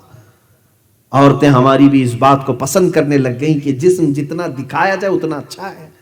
معاذ اللہ رب العالمین، حدیث پاک میں میرے آقا صلی اللہ تعالی علیہ وسلم فرماتے ہیں میں نے جہنم میں کثرت سے عورتوں کو دیکھا ہے، سب سے زیادہ عورتوں کو دیکھا ہے۔ ایک حدیث میں یہ اللہ کے حبیب فرماتے ہیں ایک عورت کو میں نے دیکھا کہ اس کو پستانوں سے لٹکایا گیا ہے اور فرشتے اس کو عذاب اس قدر سختی سے دے رہے ہیں کہ اس کے پیٹ سے اس کی انتڑیاں اس کے پیٹ کے مقام سے باہر نکلی ہوئی ہیں اور اسے لٹکایا گیا ہے. تو حضور اکرم صلی اللہ تعالی علیہ وسلم نے وجہ بیان فرمائی، یہ وہ عورت ہے جو اپنا جسم کی نمائش کو پسند کرتی تھی اور اسے اس عذاب میں گرفتار کیا گیا تھا. آج وہ کثرت سے بے حیائی رواج پکڑ گئی. آپ دیکھتے ہیں ہماری بچیوں کی بھی مارکیٹ میں ایسے لباس آ گئے جس میں ہاف لباس ہیں. چھوٹی سی بچیاں، آپ سمجھتے ہوں گے ان کو پردہ تھوڑی نہ فرض ہے ابھی، لیکن میرے عزیزو دشمن بہت پہلے سے پلان کر رہا ہے، بہت پہلے سے تمہیں بے حیا بنانا چاہتا ہے کہ چھوٹی سی بچیوں کو ایسے کپڑے پہناؤ کہ جوان ہونے تک ان کو اپنے لباس کا خیال نہ رہے، یہ ہر ننگا پن کو بھی قبول کر لیں. ہم نے اپنی بچیوں کو بھی پہنانا شروع کر دیا. مارکیٹ میں جائیں تو بچیوں کے فل کپڑے پوچھیں تو لوگ ہنستے ہیں، ارے ان کو بھی کیا آپ برقع پہنائیں گے؟ نہیں میرے عزیزو، میں اگر اپنی بچی کے لیے پوچھتا ہوں کہ فل سلیوز کا کوئی لباس ہو تو دے دو. چھوٹی سی بچی 4 سال کی 5 سال، مولوی صاحب اس میں ہوتا کیا ہے، آپ ابھی سے بچی پر پابندی لگا رہے ہیں. ہمیں کہتے ہیں بیٹا 4 سال میں اگرچہ اس پر پردہ فرض نہیں، لیکن اسے آدھا ننگا رکھ کر کے میں 20 سال والی عادت ابھی سے ڈالوں. 20 سال میں یہ بچی وہی کرے گی جو بچپن میں کرتی تھی. آپ دیکھیں جس کو جیسے کپڑے پہننے کی عادت ہے ویسے پہنتا رہے گا. آپ پینٹ پہنتے ہیں، اچانک چڈی پہنو بولو، شرم آئے گی، تھوڑا جھجک محسوس ہوگی، آدمی کا ضمیر نہیں گوارا کرتا. اسی طرح جو ہماری اسلامی بچیاں فل لباس پہنتی ہیں، اچانک ان کو کہہ دو کہ ہاف لباس میں آ جائیں، وہ شرم محسوس کریں گی. دشمنوں نے یہ باضابطہ میں نے پڑھا تھا، ایک حاکم یہودی حکیم ہے، 150 سال پہلے اس نے یہودیوں کو جمع کر کے کہا تھا یہ مسلمان بچیاں آوارہ ہوتی نہیں ہیں جلدی، اس لیے کہ ان کے گھروں کا ماحول ایسا ہوتا ہے، کیا کیا جائے؟ تو اس نے کہا چھوٹی بچیوں کے ہی لباس ان کے آدھے آدھے بناؤ تاکہ بچپن سے ان کو رواج ملے. عزیزہ نگران وقار، انجانے میں ہم کسی سازش کے بھی شکار ہو جاتے ہیں اور کچھ تو ہم جان بوجھ کر کے بھی کرتے ہیں. خیر، حدیث پاک میں رسول کریم صلی اللہ تعالی علیہ وسلم نے فرمایا حرج بڑھ جائے گا، گانے باجے کی کثرت ہوگی، زنا عام ہوگا. ساتھ ہی ایک اور بڑی بیماری کا تذکرہ اللہ کے نبی صلی اللہ علیہ وسلم نے فرمایا. وہ بڑی بیماری حضور اکرم صلی اللہ تعالی علیہ وسلم فرماتے ہیں لواطت اور سحاق عام ہوگا. یہ کیا ہے؟ ہوموسیکسولیٹی. مرد سے اپنی خواہش پوری کرے گا، عورت سے اپنی خواہش پوری کرے گا. یہ LGBT نام سے اب کمیونٹیز بنائی گئی ہیں، دنیا اب ان کے حقوق کا مطالبہ کر رہی ہے. گےازم، ارے انڈیا میں گورنمنٹ میں، یہاں پر ہماری پارلیمنٹ میں قانون پاس کر لیا گیا کہ مرد سے شادی کر سکتا ہے، اس کو کوئی نہ روکے. آج یہ مغربی دنیا اس کو سمجھتی ہے کہ ہم پوش ہیں، بہت زیادہ پوش ہیں. ارے جانور بھی نہیں کرتے یہ حرکتیں، تم کون سے پوش ہو؟ مرد سے اپنی خواہش پوری کرے، گےازم، اس کو لواطت کہتے. قرآن پاک میں سب سے دردناک عذاب کا جو تذکرہ آیا ہے وہ قوم لوط پر ہے. حضرت لوط علیہ السلام کی قوم جو یہ کام کرتی تھی. اِنَّكُمْ لَتَأْتُونَ الرِّجَالَ شَهْوَةً مِّن دُونِ النِّسَاءِ. اللہ فرماتا ہے اے لوگو، کیا تم عورتوں کی بجائے مردوں سے اپنی خواہش پوری کرتے ہو؟ قرآن میں اللہ نے ان کے اوپر عذاب جو نازل کیا اس کا تذکرہ ہے. وَأَمْطَرْنَا عَلَيْهِمْ حِجَارَةً مِّن سِجِّيلٍ. ہم نے ان پر نوکیلے پتھروں کو بارش کے طور پر برسایا. اور پھر کیا کیا اللہ نے ان کے ساتھ؟ فَجَعَلْنَا عَالِيَهَا سَافِلَهَا. ہم نے ان کے اوپر کی زمین کو پلٹ کر کے نیچے کر دیا. اٹھا دی گئی تھی زمین اور پلٹ دی گئی تھی. یہ قوم لوط ہے، قوم سدوم بھی اس کو کہتے ہیں.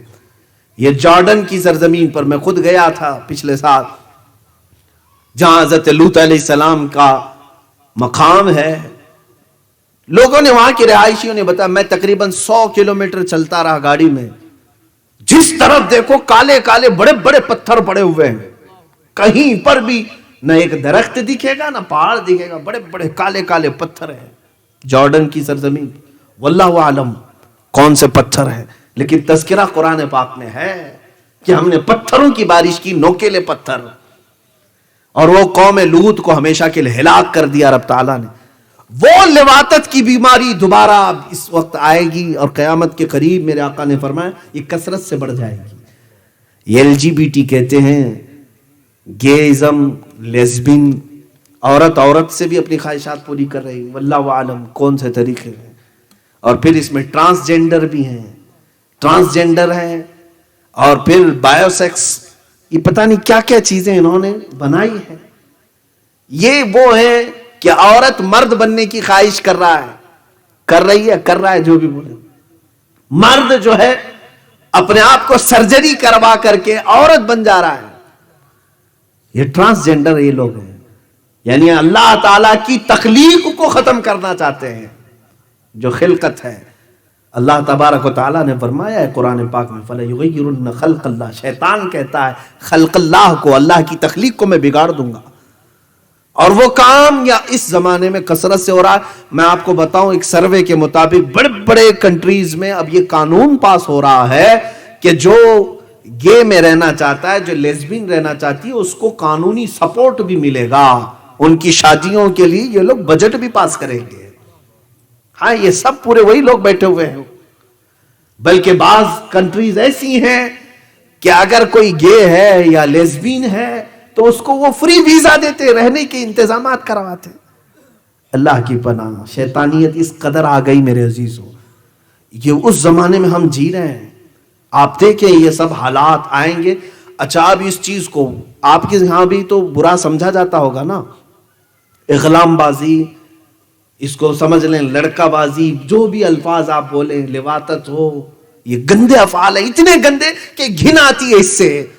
لیکن یہ گھن ختم کی جائے گی کیسے؟ بڑے بڑے فلم سٹار اس کا پروموٹ کرنے کے لیے آئیں گے اور وہ اسکرین پر آ کر کے کہیں گے کہ میں گے ہوں. اور یہ کوئی ڈرنے کی بات نہیں ہے، یہ اچھی چیز ہے، ان کا بھی حق ہوتا ہے. اور یہ اپنے اپنی ذات کی بات ہے. یہ سب دلیلیں لا کر کے مائنڈ سیٹ کیا جا رہا. آلریڈی میں دیکھ رہا ہوں کئی دنوں سے لوگوں کا مائنڈ سیٹ کیا جا رہا ہے اس چیز کو لے کر. سیم قوم لوط میں یہی تھا. اللہ نے اس پوری قوم پر عذاب کیوں نازل کیا جانتے ہیں؟ وہ مرد تو مردوں کے ساتھ برائی میں ملوث تھے ہی، لیکن ان کی جو عورتیں تھی وہ خود اپنے مردوں کے لیے مرد ڈھونڈ کر لاتی تھی. یہ بھی تذکرہ ہے. وہ عورتیں بھی بڑی اس وقت بھیانک گناہ میں مبتلا تھی. عزیزان گرامی وقار، یہ تمام چیزیں قیامت کے قریب آنے والی نشانیوں میں اللہ کے نبی صلی اللہ تعالی علیہ وسلم نے بیان فرمایا. اب اور جو نشانیاں، یہ چھوٹی نشانیوں کا ہی تذکرہ میں کر رہا ہوں. شراب کو بہت زیادہ عام کیا جائے گا، وہ ہے بھی. نوجوان بچے بھی آج بیئر کے نام پر، فروٹ بیئر کے نام پر پینے لگ گئے. شراب ہی ہے، نام بدلے جائیں گے، تمہارے ہاتھ میں کاسا پکڑا دیا جائے گا. نام الگ الگ ہیں ان کے. وائٹ واٹر، کریزی واٹر نام دیے جا رہے ہیں شراب کو. وائن ہے، سیدھے شراب کہیں گے تو برا لگے گا. نام بدل کر کے نوجوانوں کو دو تو فیشن لگے گا. عزیزان گرامی وقار، آج ہمارے بچے اس نشہ میں بھی کثرت سے مبتلا ہو گئے.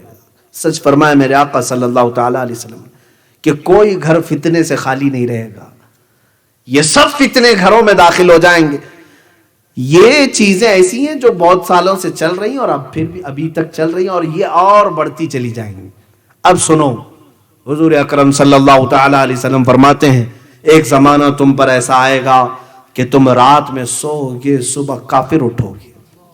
صبح مومن ہوگے، یصبح مؤمنا ویمسی کافرا. صبح ایمان کی حالت میں اٹھے ہوں گے اور شام تک کافر ہو چکے ہوں گے. یہ کیسے ممکن ہے؟ ایک ہی دن میں؟ ہاں ممکن ہے. آج یہی ہو رہا ہے. کب کس کا ایمان نکل جائے کسی کو پتا نہیں ہے. میرے عزیزوں، دنیا نے آج ایسے ایسے آلات ہمارے سامنے رکھے ہیں، اگر آپ ایکسپٹ کر لیں اس چیز کو تو ایمان نکل جائے گا. کئی فلمی گانے ایسے ہیں جن کو ہمارے بچے دھن میں گاتے رہتے ہیں، انہیں پتہ ہی نہیں ہے اس میں کفریہ کلمات ہیں، شرکیہ نغمے ہیں. اگر تمہاری زبان نے اس کا اقرار کر لیا تو ایمان رخصت ہو چکا ہے، ایمان جا چکا ہے.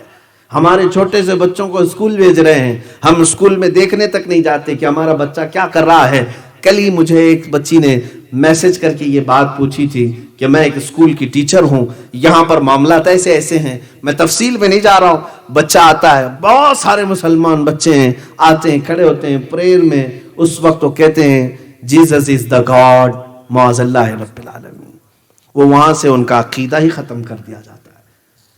اب یہاں سے بہت سارے جگہوں پر ہم بچوں کی خبر بھی نہیں لیتے، شام تک تو کافر بن کر کے نکلے ہوتے۔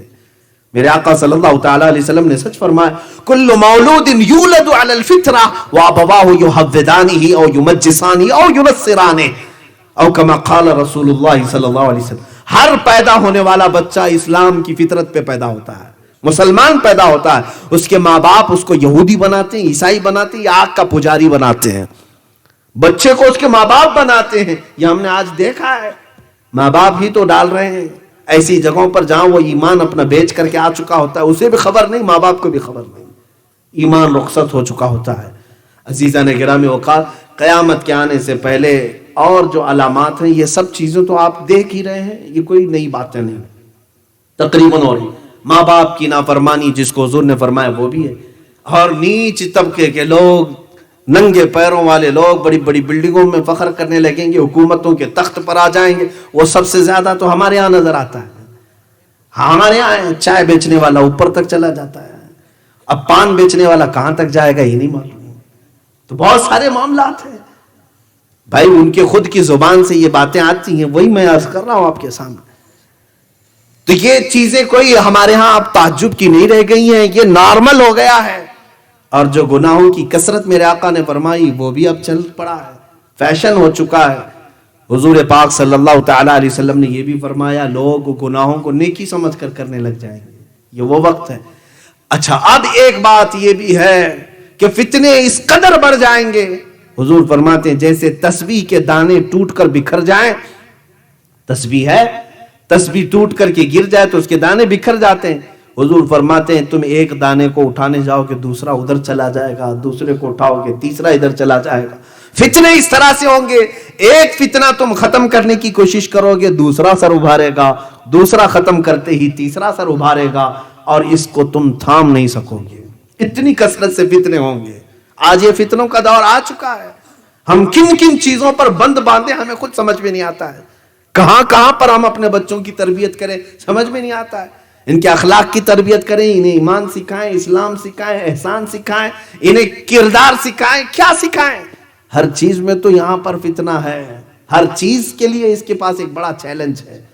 ہمارے بچوں کے ہم سوچتے ہیں کبھی ان کی آنکھوں کی حفاظت پہ بولوں، کبھی لگتا ہے کہ ان کو اپنے ہاتھوں کی حفاظت پہ بولوں، کبھی لگتا ہے کہ ان کو زبان کی حفاظت پہ بولوں، اس لیے کہ سب سے زیادہ آج فتنے زبان کے لیے۔ لیکن جس چیز کے بارے میں سوچتا ہوں لگتا ہے یہ سب سے بڑا فتنہ ہے۔ بچوں کو میں نصیحت کرنا چاہوں، شرمگاہوں کی حفاظت کے لیے قرآن نے تاکید فرمائی، اس پر سوچتا ہوں کثرت سے بولوں، لیکن لگتا ہے اس سے بھی بڑے فتنے اور بھی ہیں، اور بھی۔ یہ فتنوں کا دور ہے، ہر فتنہ دوسرے فتنے سے بڑا ہوتا چلا جائے گا اور بڑا ہوتا چلا جائے گا۔ اب اس زمانے میں آج شاید وہ دور آ چکا ہوگا۔ اللہ کے نبی صلی اللہ تعالی علیہ وسلم فرماتے ہیں فَبَطَنُ الْأَرْضِ خَيْرٌ مِّن زَهْرِهَا۔ تم دیکھو گے ایک وقت ایسا آئے گا جب یہ فتنے عام ہو جائیں، تمہارے علماء، اب 3 باتیں حضور نے فرمائی ہیں، توجہ چاہیے، علماء بھی ہیں اور میں بھی ان کی برادری میں ہی ہوں، میں اپنے آپ کو شامل کر کے کہوں گا، جب علماء بددیانت ہو جائیں، حق بولنا چھوڑ دیں، تمہارے غنی جتنے بھی مالدار ہیں یہ بخیل ہو جائیں، اور تمہاری عورتیں بے پردہ ہو جائیں، 3 چیزیں میرے آقا نے فرمایا، جب علماء بددیانت ہو جائیں، تمہارے غنی امیر بخیل ہو جائیں، پیسے روک کر کے جمع کر کے سانپ کی طرح بیٹھنے لگے ہیں، اللہ کی راہ میں نہیں دینا چاہتے، اور تیسرے جب تمہاری عورتیں بے پردہ ہو جائیں، میرے آقا فرماتے ہیں تو اے مسلمان، تیرے لیے زمین کا نیچے والا حصہ اوپر والے حصے سے بہتر ہے۔ کیا مطلب؟ قبر تمہارے لیے زیادہ مناسب ہے اوپر رہنے سے۔ حضور فرماتے زمین کا نیچے والا حصہ تمہارے لیے اوپر والے حصے سے بہتر ہے، اور اگر یہ 3 چیزیں سلامت ہیں تو قبر سے اچھی زمین ہے، حضور نے فرمایا یہ 3 چیزیں سلامت ہیں۔ اب وہ 3 چیزیں تو سلامت نظر نہیں آ رہی، اور میرے آقا صلی اللہ تعالی علیہ وسلم نے فرمایا، میں حدیثیں، مفہومات حدیث عرض کر رہا ہوں، الفاظ حدیث تک کا تذکرہ نہیں ہو رہا ہے، یہ بھی برکت کے لیے میں عرض کر رہا ہوں۔ آپ کے ساتھ ایک وقت ایسا آئے گا، فرماتے میرے آقا تم گزرو گے قبرستان کے پاس سے تو قبر کو دیکھ کر کے کہو گے کاش اس کی جگہ میں سویا ہوتا تو اچھا ہوتا. اس قدر تمہارے اوپر بلائیں آ چکی ہوں گی, اس قدر فتنے آ چکے ہوں گے, تم قبر والے کو دیکھ کر کے کہو گے کاش اس قبر میں میں ہوتا تو زیادہ اچھا ہوتا. کیوں ایسا سوچو گے؟ اس لیے کہ وہ سیف چلا گیا, پہلے کے دور میں چلا گیا, ان فتنوں کو نہیں دیکھا, محفوظ چلا گیا. کورونا کے آنے سے پہلے, لاک ڈاؤن کے آنے سے پہلے تو یہی خیالات آ رہے تھے کہ جو پہلے جا چکے بیچارے عزت کے ساتھ گئے, یہ سب بلاؤں کو تو دیکھا نہیں انہوں نے, محفوظ گئے ہیں. اب یہ سختیاں بڑھتی چلی جائیں گی اور یہ زمانہ اور سختی کے ساتھ آئے. اب ہمیں معلوم بھی نہیں اب موت کون سے بستر پہ آئے گی, کس طرح ریپ کر کے ڈالا جائے گا, کہاں کھود کر کے ہمیں پھینک دیا جائے گا, معلوم نہیں. لیکن ہم سے پہلے جو گئے وہ اچھے محفوظ چلے گئے. یہ چیز آپ کے ساتھ آئے گی, تم قبر کو دیکھ کر کے تمنا کرنے لگ جاؤ گے کاش اس کی جگہ میں ہوتا تو اچھا ہوتا. یہ حدیث پاک میں عرض کر رہا ہوں, رسول کریم صلی اللہ تعالی علیہ وسلم نے فرمایا اب ذرا میں آپ کو ان حالات کے بعد پوری روئے زمین پر کیا تبدیلیاں آئیں گی, دنیا میں کون سا انقلاب آئے گا, اس پر بھی بات کر لیتے ہیں. یہ تو ہو گئی شخصی باتیں, ہمارے ساتھ کیا کیا ہوتا ہے. اب کائنات کی پوری زمین پر سیاست کو لے کر کے, حکومت کو لے کر کے, مال و دولت کو لے کر کے, دوسری قوموں کو لے کر کے کیا کیا حالات ہوں گے, یہ بھی میرے آقا نے سب بتا دیا. میں چیلنج کے ساتھ کہتا ہوں میرے عزیزوں, مخبر صادق صلی اللہ تعالی علیہ وسلم نے قیامت کی جتنی نشانیاں بتائیں, دنیا کا آج تک کوئی بھی پریڈکشن دینے والا کوئی بھی اتنی باتیں نہیں بتا سکا. حضور اکرم صلی اللہ تعالی علیہ وسلم ہر صدی کے بعد ہونے والی بات کو بتا دیا, اور کئی چیزیں اس میں وقوع پذیر ہو گئی. حضور نے جو بیان کیا وہ ہو بھی گئی ہیں. اب اللہ کے حبیب صلی اللہ تعالی علیہ وسلم نے کائنات کے بارے میں یہ فرمایا, تم دیکھو یہ قیامت اس وقت تک نہیں آئے گی جب تک بالواسطہ یا بلا واسطہ پوری دنیا پر سوائے حرمین طیبین کے یہود و نصارہ کی حکومت نہ ہو جائے. ہر ملک, ہر ریاست, ہر سیاست یہود و نصارہ کے کنٹرول میں آ جائے گی. ایک وقت آئے گا یہ, اور ابھی میں سمجھتا ہوں تقریباً ہو چکا. جو بنام مسلمان دکھ رہے ہیں میرے عزیزوں وہ ڈمی پیس ہیں, وہ صرف ڈمی پیس ہیں. چاہے وہ سعودی کے بادشاہ ہوں, امارات کے بادشاہ ہوں, بحرین کے بادشاہ ہوں, یہ کٹ پتلی ہیں. ان کی ڈور تو امریکہ کے ہاتھ میں ہوتی ہے, اسرائیل کے ہاتھ میں ہوتی ہے. یہود و نصارہ ان ممالک کو چلا رہے ہیں. آج کچھ بچے ہوں گے, سب کی بات نہیں کرتا ہوں, کچھ ہو سکتا ہے بچے ہوں گے, لیکن حدیث پاک میں یہ ہے کہ بالواسطہ یا بلا واسطہ پوری دنیا پر, ہاں حرمین طیبین کو چھوڑ کے, یہ میرے آقا نے فرمایا حرمین طیبین مکہ اور مدینہ چھوڑ کر ساری دنیا پر یہ حکومت کر لیں گے اور یہ حکومت میں آ جائیں گے. اور اسی حکومت کے لیے تو یہ اتنا اتھل پتھل چل رہا ہے. یہ جو کچھ بھی آپ دیکھ رہے ہیں ون ورلڈ آرڈر نام سے, نیو ورلڈ آرڈر کے نام سے, یہ سب کیا چل رہا ہے میرے عزیزو. یہودی یہ چاہتے ہیں کہ دنیا میں حکومت کرنے کا حق صرف اور صرف یہود کو ہے, باقی سارے لوگ غلام ہیں. وہ کہتے ہیں نحن شعب اللہ المختار, ہم اللہ کی پسند کی ہوئی جماعت ہیں. وہ عقیدہ یہ رکھتے ہیں ہم کو خاص مٹی سے بنایا گیا ہے, باقی سب کو کچرے سے بنایا گیا ہے. یہودیوں کی کتابوں میں موجود ہے یہ بات ہے. ہاں یہود یہ کہتے ہیں کہ ہم اللہ کے بیٹے ہیں, ہم اللہ کے محبوب ہیں. قرآن میں بھی اللہ تعالیٰ نے فرمایا قالت الیہود نحن ابناء اللہ واحباؤہ, یہود یہ کہتے ہیں ہم اللہ کے بیٹے ہیں اور اس کے محبوب ہیں. تو یہ آج انہوں نے پوری دنیا میں بھی اپنے نام ایسے رائج کر دیے, جیولری, جیوز سے بن کر جیولری بن گئے. وہ گولڈ پر اپنا حق جتاتے ہیں. پوری دنیا کا سونا ہمارا ہے, پوری دنیا کا سونا ہمارا ہے. آج پوری دنیا میں اکنامک کے اور گولڈ کے ریٹ طے کرنا, اتارنا, چڑھانا یہ اپنے ہاتھ میں رکھے ہوئے ہیں. پوری دنیا میں آج جس طرح سے یہ جمع کر کے ون ورلڈ آرڈر بنانا چاہتے ہیں. ون ورلڈ آرڈر کا مطلب یہ ہے کہ ایک ہی حکومت رہے گی, ایک ہی شہر رہے گا, پوری دنیا ایک ہی حکومت چلے گی, ایک ہی سکہ چلے, ایک ہی لینگویج چلے. اس پر تو محنت چل رہی ہے. یہ سب جو کچھ بھی ہو رہا ہے یہ تمام چیزوں کی تیاریاں ہیں. کورونا کے زمانے میں میں نے ایک میگزین دا اکنامسٹ, اس کے فرنٹ پیج پہ یہ دیکھا تھا every thing under the control. Front page پہ یہ بھی ایک مشہور رسالہ ہے جس میں انہوں نے کہا ہر چیز اب کنٹرول میں آ چکی ہے. دعویٰ کر رہے ہیں وہ ہر چیز اب کنٹرول میں آ چکی ہے, تمہیں بھی اب آگے چل کر کے یہی سب چیزیں غلام بنایا جائے گا اور جیسے وہ کہیں اسی طرح سے تمہیں عمل کرنا ہوگا. تو یہ ون ورلڈ آرڈر کی تیاریاں. لیکن ڈرو مت مسلمانوں, میں ڈرانے کے لیے باتیں نہیں کرتا, ڈرانے کے لیے نہیں, یہ پورے کے پورے مل کر کے جو کر لیں, لیکن ہم مسلمان ہیں, اللہ ہمارے ساتھ ہے. حسبنا اللہ و نعم الوکیل نعم المولا و نعم النصیر. ہمارے لیے اللہ کافی ہے, کیا ہی بہترین وکیل ہے, کیا ہی بہترین مددگار ہے. ہم اس کے بندے ہیں, ہم اس کی امداد پر اور اس کی نصرت پر یقین رکھتے ہیں. اس نے جگہ جگہ ہمیں جگہ کر کے بیان فرمایا ہے وَكَانَ حَقًّا عَلَيْنَا نَصْرُ الْمُؤْمِنِينَ. اللہ فرماتا میں نے اپنے اوپر لازم کر لیا ہے کہ مومنوں کی مدد کروں گا. اللہ نے فرمایا ہے كَتَبَ اللَّهُ لَأَغْلِبَنَّ أَنَا وَرُسُلِي. اللہ نے یہ لکھ دیا ہے کہ اللہ اور اس کے رسول ہی غالب آئیں گے. اللہ نے فرمایا ہم لکھ دیے ہیں ہم, اور اللہ تعالیٰ نے فرمایا وَأَنْتُمُ الْأَعْلَوْنَ إِن كُنتُم مُؤْمِنِينَ. تم اگر ایمان کے ساتھ رہو گے بلند تم ہی رہو گے. مجھے میرے رب کی ذات پر یقین ہے, انہیں جو کرنا ہے وہ کر لے. اور یہ پہلی بار نہیں کر رہے ہیں, اس سے پہلے بھی کر چکے, 3 بار ہو چکے, تیسری بار ہے, 2 بار آلریڈی کر چکے. نمرود کا زمانہ تھا, ایک نمرود ہے, بہت سارے نمرود آئے, اس میں ایک نمرود ایسا تھا جس نے خدا کے ساتھ لڑائی کا ارادہ کر لیا تھا. اسے طاقت بہت زیادہ آ گئی, نشہ چڑھ گیا, تو اس نے سوچا ایک ہی چیز اب کنٹرول میں نہیں آ رہی ہے, وہ کیا ہے؟ سب انسان کنٹرول میں ہے. شیر سے لڑ لیتا تھا, جانوروں کو مار ڈالتا تھا, 100 لوگوں سے تنہا لڑتا تھا. نمرود جب اتنی طاقت کا غرور آ گیا تو اسے وزیروں نے یہ مشورہ دیا کہ اب ایک ہی چیز بچ گئی ہے, وہ کنٹرول میں نہیں آ رہی, وہ کیا ہے؟ موت. موت ہمارے کنٹرول میں نہیں آ رہی ہے. ہاں ہم جب چاہیں تب مرنا چاہیے, نہیں چاہیں تو نہیں مرنا چاہیے. یہ تو نہیں ہو پا رہا ہے. کہا یہ کیسے ہوگا؟ کہا یہ خدا دیتا ہے, اس کو ایک بار گرا دو, مار دو تو سارا کنٹرول میں آ جائے گا. اس بیوقوف نے کہا کہ ٹھیک ہے, وہ رہتا کہاں ہے؟ اس کے وزیروں نے کہا آسمانوں پر رہتا ہے. اس نے بلڈنگ بنانا شروع کر دیا, بہت بڑی بلڈنگ بنایا.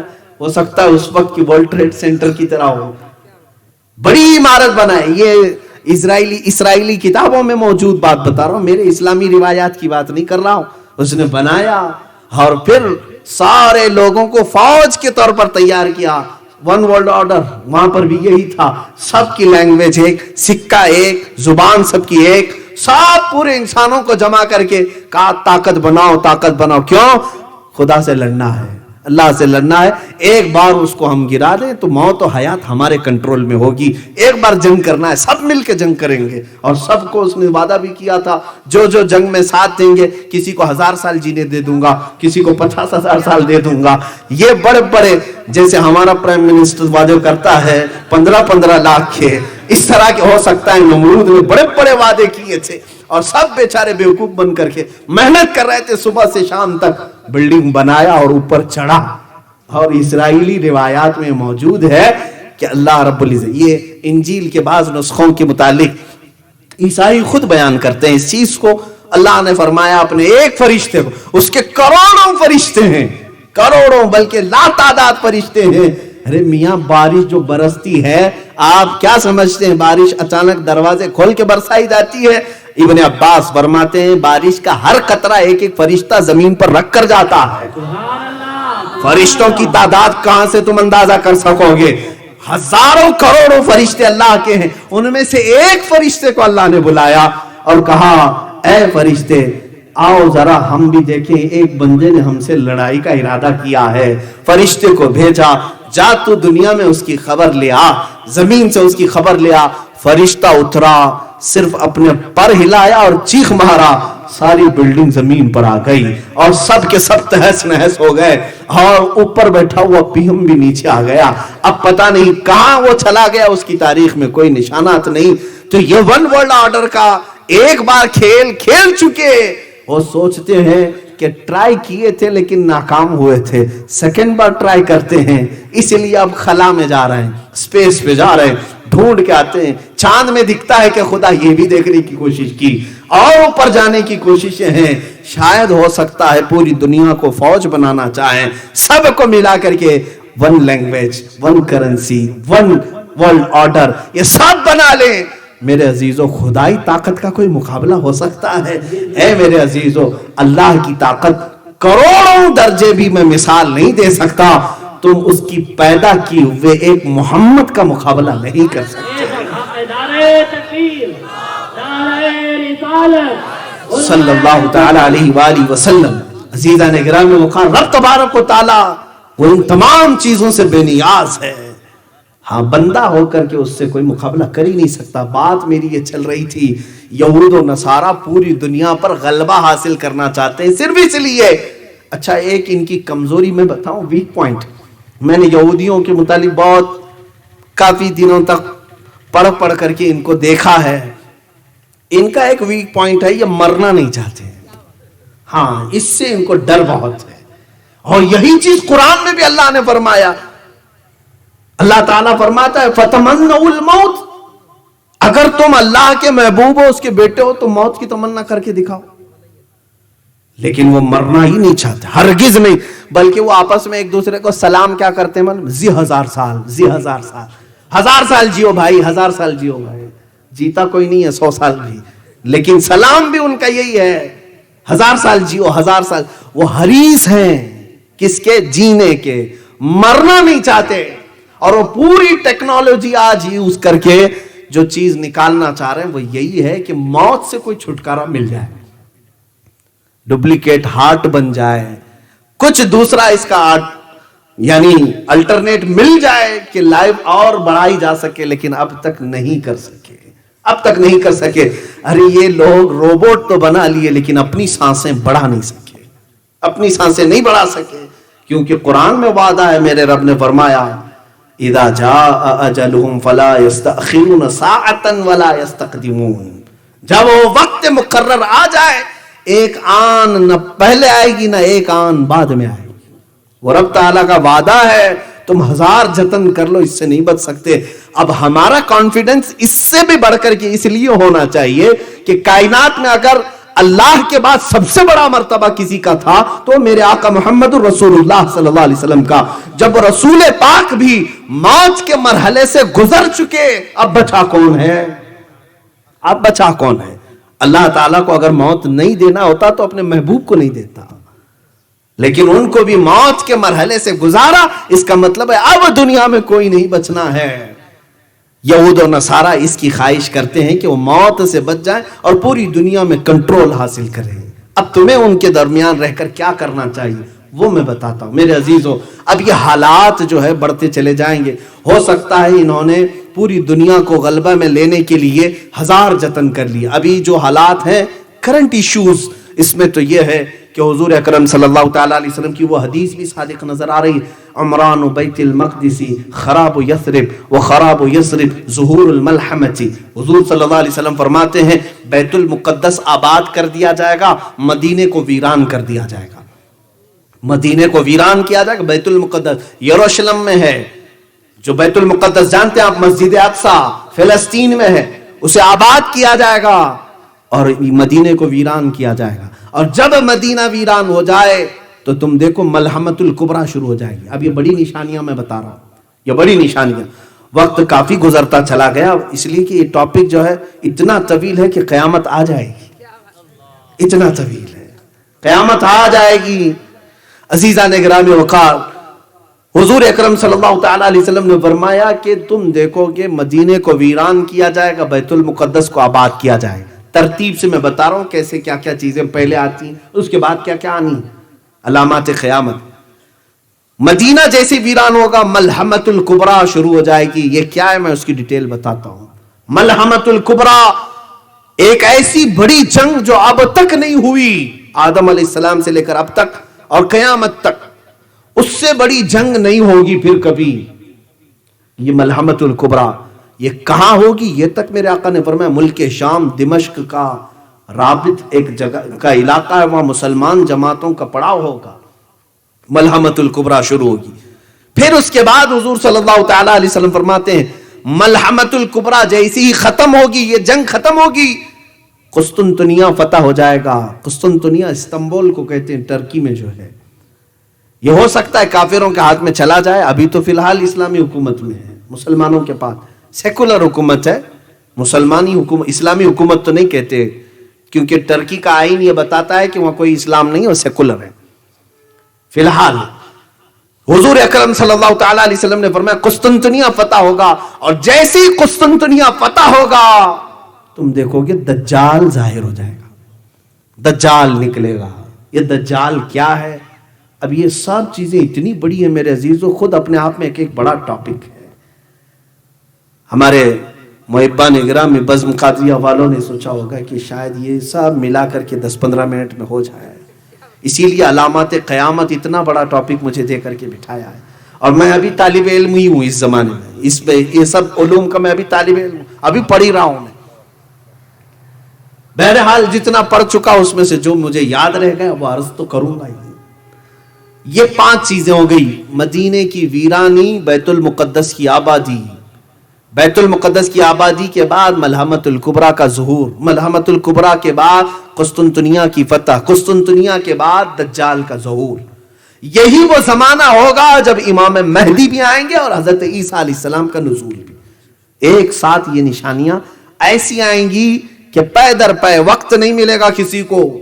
جب بڑی نشانیاں ظاہر ہوں گی وقت کسی کے پاس نہیں ہوگا، پے در پے آئیں گی. فرمایا ایسے جیسے تم وضو کے لیے ہاتھ دھوتے ہو، ایک ہاتھ دھونے کے بعد دوسرے ہاتھ کی فکر ہوتی ہے. اتنی جلدی جلدی جیسے ہم سیدھا ہاتھ دھوئے تو فوراً اس کے بعد ہم نہ کلی کرنے جاتے، ناک میں پانی چڑھانے جاتے، ہم کو فکر ہے کہ اس کے بعد دوسرا ہاتھ دھونا ہے. فرمایا گیا ایسی ہی بڑی نشانیاں ایک کے بعد دیگرے فوراً ظاہر ہوں گی. اب مدینے کی ویرانی سے کیا مطلب ہے میرے عزیزو؟ اس کے کئی معانی مفسرین نے فرمائے ہیں کہ لوگ وہاں پر عبادتوں سے عاری ہو سکتے ہیں، عبادتوں سے عاری ہو کر دنیا پرست ہو جائیں اور مدینہ چھوڑ کر کے رخصت ہونے لگ جائیں، جیسے کہ آج سعودی اس بات کی طرف رواں دواں ہیں. وہ بھی عیاشی کے لیے دوسری کنٹریز کا سفر کرنے پر تیار ہے.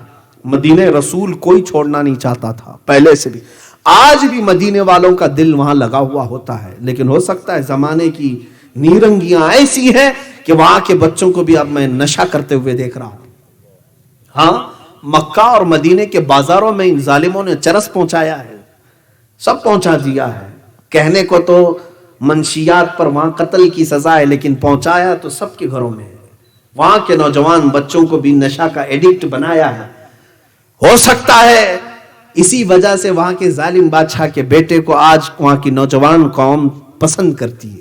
اس کی وجہ یہی ہے کہ یہ زیادہ ماڈرنٹی کی طرف بلاتا ہے، ننگے پن کی طرف. بلکہ مجھے حیرت ہوئی آج میں یہ خبر بھی سنا کہ وہ اس بات کو ڈینائی کر رہے ہیں، we are not defender of Islam, ہم اسلام کے ڈیفینس کرنے والے لوگ نہیں ہیں.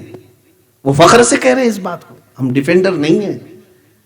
عزیزان گرامی، یہی عرب میں حضور اکرم صلی اللہ تعالی علیہ وسلم کی ایک حدیث سن لو، ویل للعرب من شر قد اقترب. حضور فرماتے ہیں عرب کے لیے ہلاکت ہو، عرب کے لیے بربادی ہو، وہ اس شر کی وجہ سے جو بہت قریب آ رہی ہے.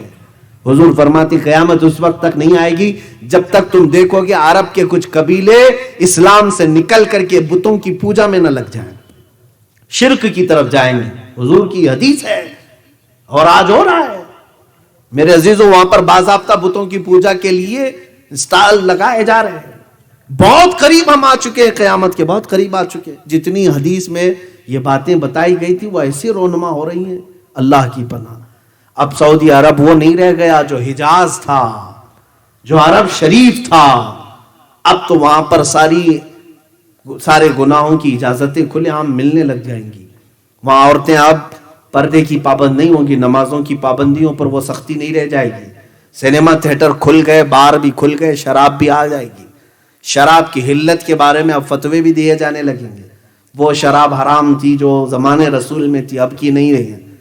پہلے جو ہے انگوروں سے بنائی جاتی تھی، اب تو کیمیکل سے بنائی جاتی ہے. ہر جگہ ملا مل جاتے ہیں. اس طرح کے زرخرید مولوی مل جاتے ہیں میرے عزیزوں جو بکے ہوئے ہوئے.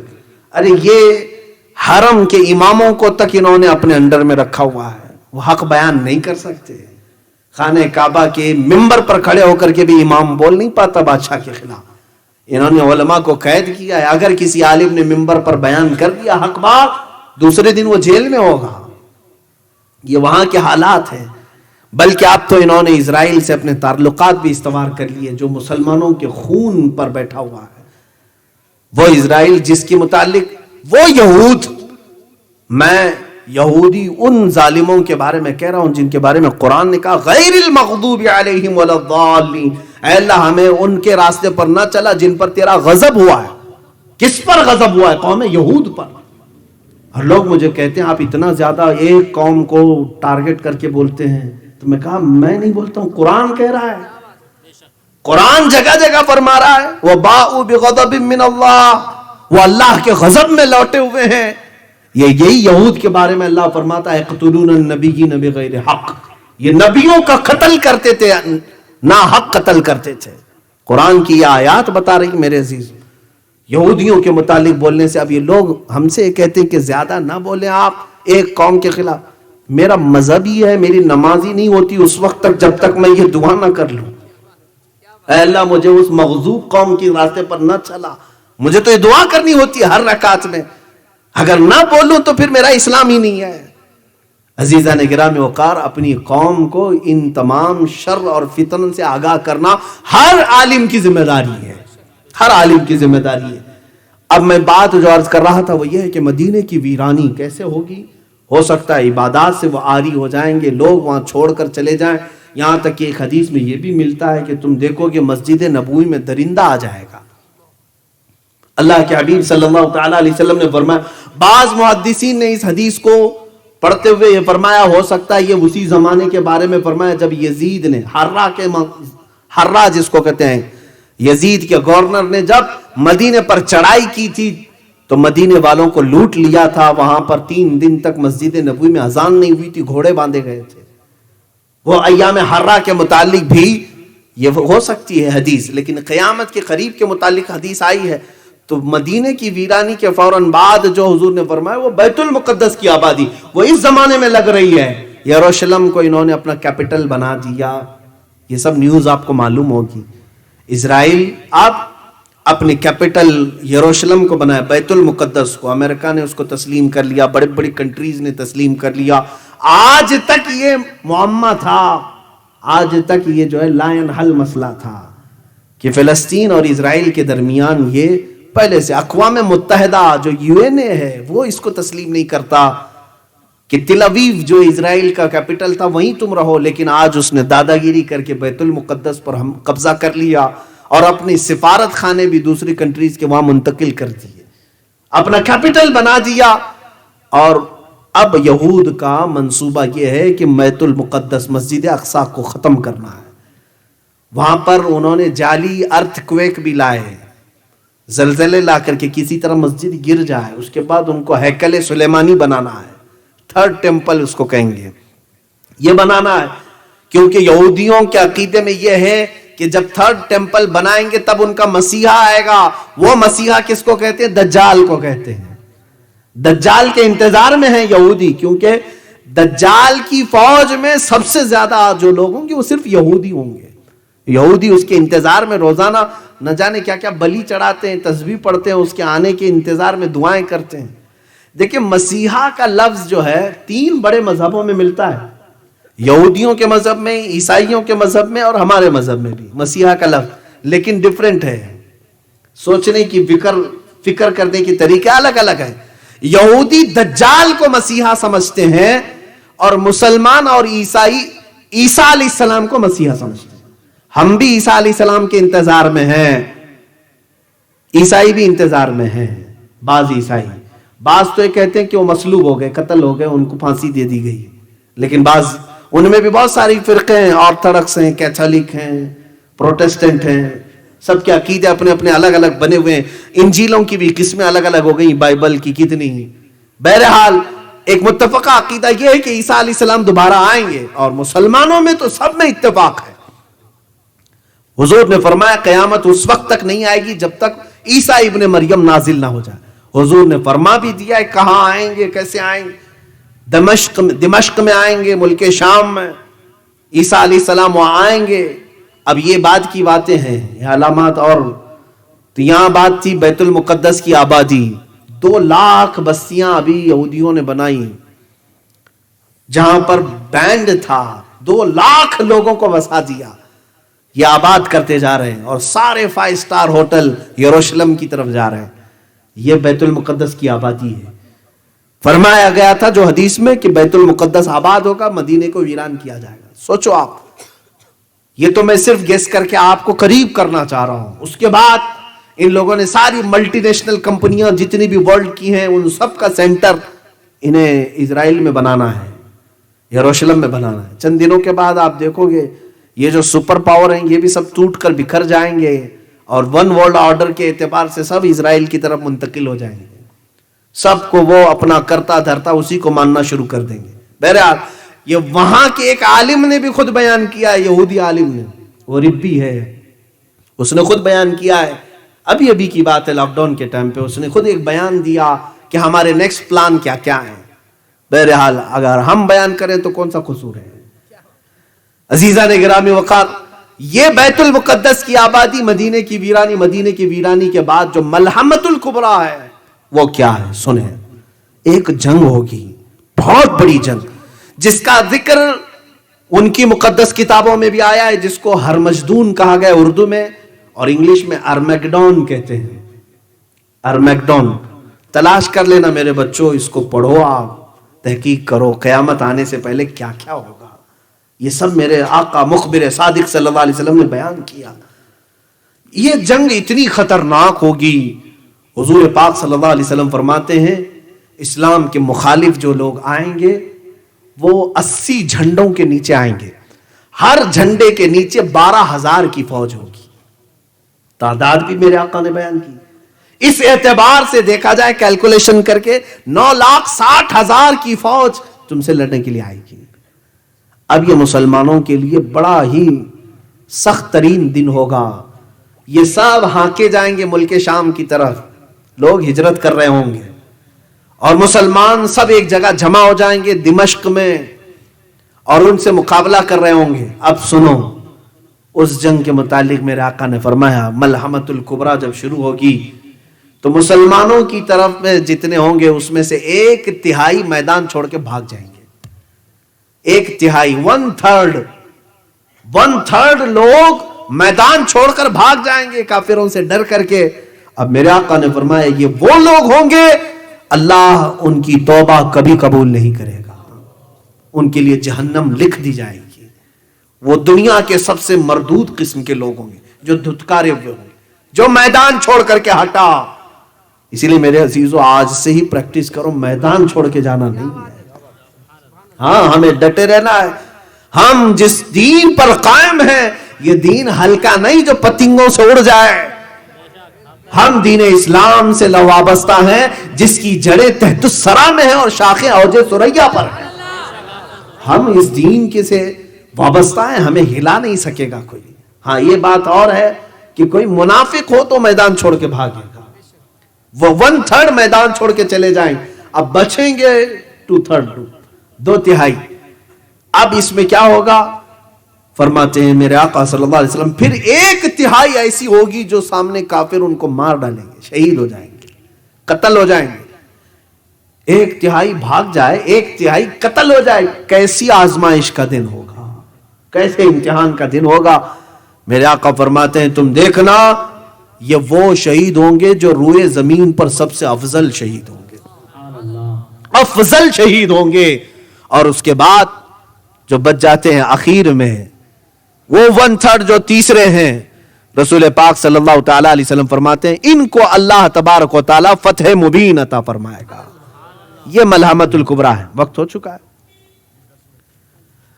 رسول پاک صلی اللہ تعالی علیہ وسلم نے فرمایا یہ ملحمت الکبریٰ. اس کے بعد مسلمان 1/3 جو وہ بچے ہوں گے وہاں سے نکلیں گے, فتح قسطنطنیہ ہوگا, اور اس کے فوراً بعد دجال ظاہر ہوگا. دجال کیا ہے؟ یہ دنیا کا سب سے بڑا فتنہ آدم علیہ السلام سے لے کر قیامت تک اتنا بڑا فتنہ نہیں آیا زمین پر جتنا دجال کے زمانے میں آئے گا.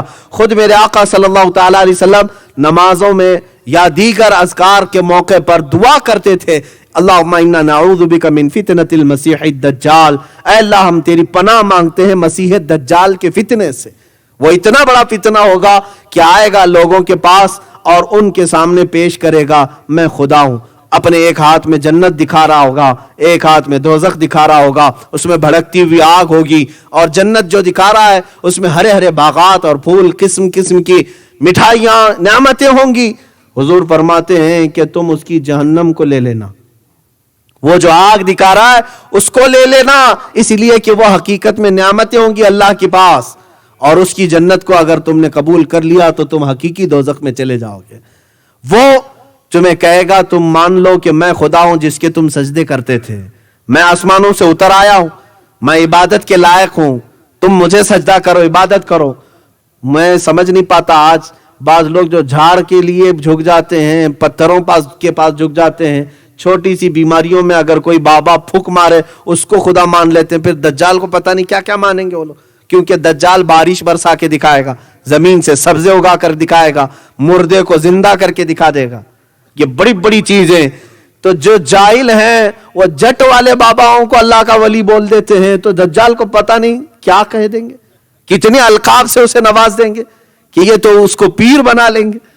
ایسے وقت میں ایمان کی آزمائش ہوگی, بہت سارے ایمان چھوڑ دیں گے اور اس کو خدا مان لیں گے, اور یہ سب سے بڑا فتنہ ہوگا دنیا کا, اور دجال لوگوں کی ایمان خرید رہا ہوگا.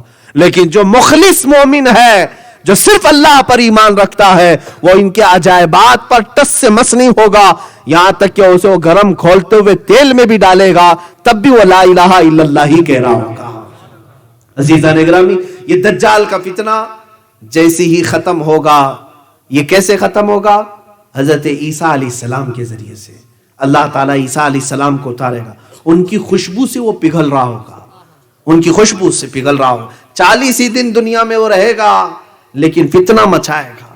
بعض نے کہا ہے کہ 7 سال رہے گا, بہرحال لیکن بڑا فتنہ کرے گا, لوگوں کو بہکائے گا, اور اس کے بعد عیسیٰ علیہ السلام اپنی تیر سے مقام لد میں اسے ماریں گے. لد یہ اسرائیل میں ایک جگہ ہے, وہاں اسے قتل کریں گے. اس کے بعد اب جو خوشی کی بات ہے, قیامت سے پہلے اتنی باتیں علامات آپ نے سنی, سب میں ڈر ہی لگا, لیکن خوشخبری کی بات یہ ہے, میرے آقا فرماتے ہیں اس کے بعد پوری دنیا میں صرف پرچم اسلام لہرائے گا. جو اللہ کا وعدہ ہے, هو الذی ارسل رسولہ بالہدی ودین الحق لیظہرہ علی الدین کلہ, وہ خدا ہے جس نے اپنے رسول کو بھیجا دین حق کے ساتھ اور ہدایت کے ساتھ, اس لیے کہ یہ دین پوری دنیا پر غالب کر کے رہے گا. وہ غلبہ اس وقت آئے گا, اور وہ کس کے ہاتھ سے ہوگا؟ امام مہدی کے ہاتھ سے ہوگا. امام مہدی کون ہے؟ میرے آقا فرماتے میری اولاد میں ایک اخیر زمانے میں میرا بیٹا پیدا ہوگا جس کا نام میرے نام سے مشابہ ہوگا. حضرت امام مہدی کا نام محمد ہوگا. وہ سادات میں سے ہوں گے, اہل بیت میں سے ہوں گے, اور مدینہ طیبہ میں ان کی پرورش ہوگی, اور وہ مکہ مکرمہ میں آئیں گے, اور رمضان کا مہینہ ہوگا. اس وقت ایک فوج آئے گی حبشہ کی طرف سے یا افریقہ کی طرف سے, جو خانہ کعبہ کو ڈھانے کی کوشش کرے گی, اور اس وقت مسلمان گھبرائے ہوئے ہوں گے. سارے طواف کعبہ میں رمضان کا آخری عشرہ گزر رہا ہوگا, سب ڈر کر کے اس فوج سے سہم چکے ہوں گے. امام مہدی اٹھیں گے اور اپنے ہاتھ اٹھا کر دعا کریں گے, اللہ زمین کو پھاڑ دے گا, وہ پوری فوج دھس جائے گی. اللہ خانہ کعبہ کی حفاظت فرمائے گا امام مہدی کے ذریعے. تب وہاں پر موجود سارے لوگ پہچان لیں گے کہ یہ امام مہدی ہیں. اس سے پہلے کوئی بھی جھوٹا مہدی آئے تو اسے پکڑ کر کے باہر لے جانا, اس لیے کہ امام مہدی گلی کوچے نکڑ پر نہیں آئیں گے, خانہ کعبہ کے پاس, اور وہ بھی جب خانہ کعبہ کی حفاظت کے لیے ضرورت ہوگی تب وہ ظاہر ہوں گے, اور اس کے بعد سارے لوگ انہیں پہچانیں گے. لیکن اس کے بعد ان کو بھی کچھ لوگ قتل کرنے کی کوشش کریں گے. امام مہدی اپنی فوج کو لے کر ملک شام چلے آئیں گے. دمشق میں آپ امامت فرما رہے ہوں گے, اسی وقت عیسیٰ علیہ السلام نازل ہوں گے. آپ کے پیچھے حضرت عیسیٰ علیہ السلام بھی نماز پڑھیں گے. بنی اسرائیل کے نبی امت محمدیہ کے پیچھے نماز پڑھیں گے. امام مہدی کے ساتھ پھر جو غلبہ اسلام ہوگا، امام مہدی ایک ایسا دور لے آئیں گے، میرے آقا نے فرمایا تم دیکھو گے امن ایسا ہوگا کہ بکری شیر کے ساتھ چل رہی ہوگی اور بھیڑیا بکریوں کے ساتھ، لیکن ایک دوسرے پر کوئی ظلم نہیں کرے گا، کوئی بھی دنیا میں دودھ میں پانی نہیں ملائے گا، اور کوئی بھی دنیا میں خلط ملط نہیں کرے گا، امانت میں خیانت نہیں کرے گا، پوری دنیا کو امام مہدی عدل سے بھر دیں گے، پرچم اسلام لہرائے گا، یہاں تک کہ حضور فرماتے ہیں جو دین حضور لے کر کے آئے تھے خالص اس دین کی طرف امام مہدی لے کر کے جائیں گے، یعنی سارے فرقے ختم ہو جائیں گے، ساری جماعتیں ختم ہو جائیں گی، سارے باطل پیر مر جائیں گے، صرف اور صرف ایک ہی جھنڈا لہرائے گا، وہ حق جماعت کا ہوگا، وہ امام مہدی کے ہاتھوں ہوگا، اور ان کی علامات آنے سے پہلے جو بتائی گئی ہیں 2-3 باتیں بتاتا ہوں، 10 منٹ کا ہے۔ امام مہدی جس رمضان میں آئیں گے یا اس سے پہلے کی علامات میں فرمایا گیا، رمضان میں تم دیکھو کہ چاند کو گرہن لگ چکا ہوگا 2 مرتبہ، سورج گرہن ہو چکا ہوگا، ایک ہی رمضان میں چاند کو بھی گرہن لگے، سورج کو بھی گرہن لگے، اور اس کے بعد امام مہدی کے ظہور کی علامات ہیں۔ بہرحال اس کے بعد حضور اکرم صلی اللہ تعالی علیہ وسلم نے فرمایا ایک جماعت آئے گی خراسان سے۔ خراسان کہاں ہے؟ یہ افغانستان، ایران اور رشیا کا کچھ حصہ، اس کو خراسان کہا جاتا تھا۔ کالے جھنڈے لے کر کے وہ لوگ نکلیں گے اور سیدھے وہ امام مہدی کے ساتھ آ کر ایلیا بیت المقدس پر اپنے پرچم لہرا دیں گے، اور پھر اللہ کا یہ گھر بیت المقدس اسلام اور مسلمانوں کے لیے آزاد ہوگا۔ یہ بھی خوشخبری ہے، یہ 40 سال کا امن و امان کا زمانہ گزرے گا، اور اس کے بعد امام مہدی کی وفات ہوگی۔ حضرت عیسیٰ علیہ السلام مدینہ طیبہ میں وفات پائیں گے، میرے آقا صلی اللہ تعالی علیہ وسلم کے قدموں میں آپ دفن بھی ہوں گے۔ آج بھی میرے آقا کے مزار اقدس کے پاس ایک جگہ خالی ہے جو حضرت عیسیٰ علیہ السلام کے لیے ہے۔ یہ قیامت سے پہلے پڑی نشانیاں یہ چند ہو گئی، اس کے بعد اب جو ظاہر ہوگا وہ دابۃ الارض۔ اس سے پہلے روایات میں اختلاف ہے، یاجوج ماجوج بھی آ کر کے چلے جائیں گے۔ یاجوج ماجوج ایک جماعت ہے، وہ دجال کے ظاہر ہونے سے پہلے آئے گی، اور وہ بھی قوم فساد مچائے گی، لیکن اتنا نہیں جتنا دجال مچائے گا۔ ہاں لیکن وہ مارے بھی کیسے جائیں گے؟ ایک کیڑا اللہ ان کی گردنوں پہ چھوڑ دے گا، شاید وہ کورونا ہی گردن میں ہی آتا ہے، تھروٹ انفیکشن سے ہی آتا ہے، اور حدیث میں ملتا ہے گردن میں ان کے کیڑا چھوڑ دے گا، اسی کیڑے کی وجہ سے پوری یاجوج ماجوج قوم مر جائے، ختم ہو جائے گی۔ یہ نشانی ختم ہو گئی، اب بچتی ہے باتیں، 2 بڑی نشانیاں، ایک دابۃ الارض، ایک جانور نکلے گا اور اس کے ہاتھ میں ایک لاٹھی اور اس کے ہاتھ میں ایک انگوٹھی۔ اب وہ جو مسلمان ہوگا اور جو کافر ہوگا وہ علامتیں لگاتا چلا جائے گا۔ اب اس کے بعد کوئی مسلمان کافر نہیں ہوگا، کوئی کافر مسلمان نہیں ہوگا۔ اسی اسنا میں اچانک ایک دن ایسا آئے گا جب سورج پچھم سے نکل آئے گا۔ سورج آج کہاں سے نکل آتا ہے؟ ایسٹ سے، مشرق سے، لیکن اس وقت سورج مغرب سے نکل آئے گا، لیکن ایسا نہیں ہے کہ پورا دن وہاں جا کے ڈوبے گا، آدھا دن رہے گا پھر واپس اپنی منزل پر ہی جا کر ڈوبے گا۔ یہ وہ دن ہے جس کے بارے میں حدیث میں ہے آخری دن ہے دنیا کا جس کے بعد توبہ کا دروازہ بند کر دیا جائے گا، اب کسی کی توبہ قبول نہیں کی جائے گی۔ کوئی ایمان لائے تو ایمان نفع نہیں دے گا، کوئی اپنی برائیوں سے توبہ کرے تو اسے توبہ نفع نہیں دے گی۔ ان کے بعد یہ سارے مسلمان ایک کے بعد دیگر انتقال کرتے چلے جائیں گے۔ قیامت جو آئے گی وہ مسلمانوں پہ نہیں آئے گی، یہ بھی ایک اچھی بات ہے ہمارے لیے، اللہ ایمان کے ساتھ زندہ رکھے۔ مسلمانوں پر، ایمان والوں پر قیامت نہیں آئے گی، ایمان والے دنیا سے رخصت ہو چکے ہوں گے، سب جا چکے ہوں گے۔ اب جو دنیا میں پھر سے کفر و شرک بڑھے گا، پھر برائیاں ہوں گی، تب پھر لوگ ایک دن ایسا ہوگا اپنے اپنے کاموں میں سب مصروف ہوں گے۔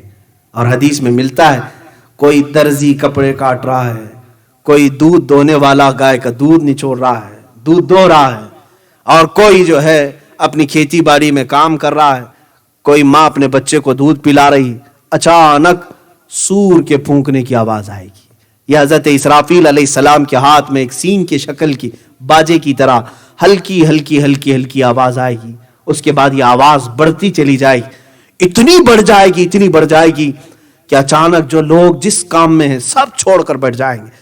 کینچی ہاتھ سے نکل جائے، پھاوڑا اس کے ہاتھ سے چھوٹ جائے، ماں اپنے بچے کو اچھال کر پھینک دے گی، ये अचानक जो दिन आएगा। फिर अल्लाह फरमाता अल कारिअतु मल कारिआ, दिल दहला देने वाली, तू क्या जाने दिल दहलाने वाली।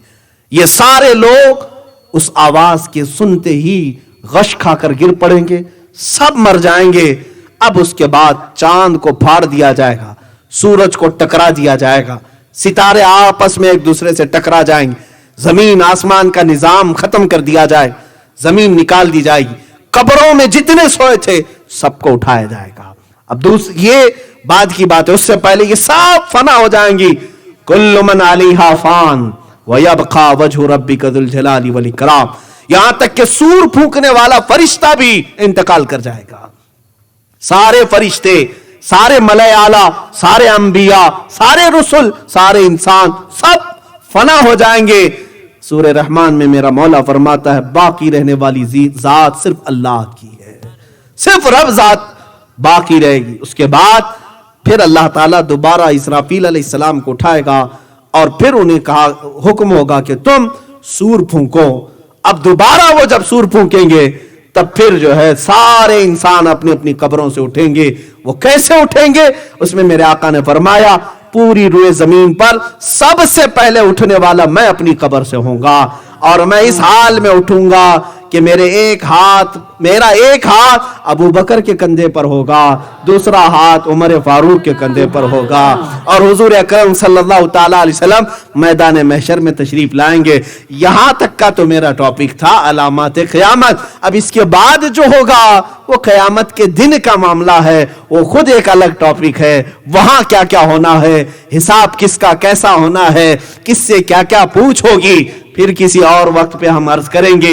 लेकिन इतनी बात जरूर है ऐ सुन्नी मुसलमानों, ये सारा क़यामत का मंजर जो कायम होगा वहां हमारे लिए एक उम्मीद की बात होगी कि अगर वहां बोली किसी की बोली जा रही होगी तो सिर्फ मेरे आका की होगी, रसूल पाक की बोली जा रही होगी।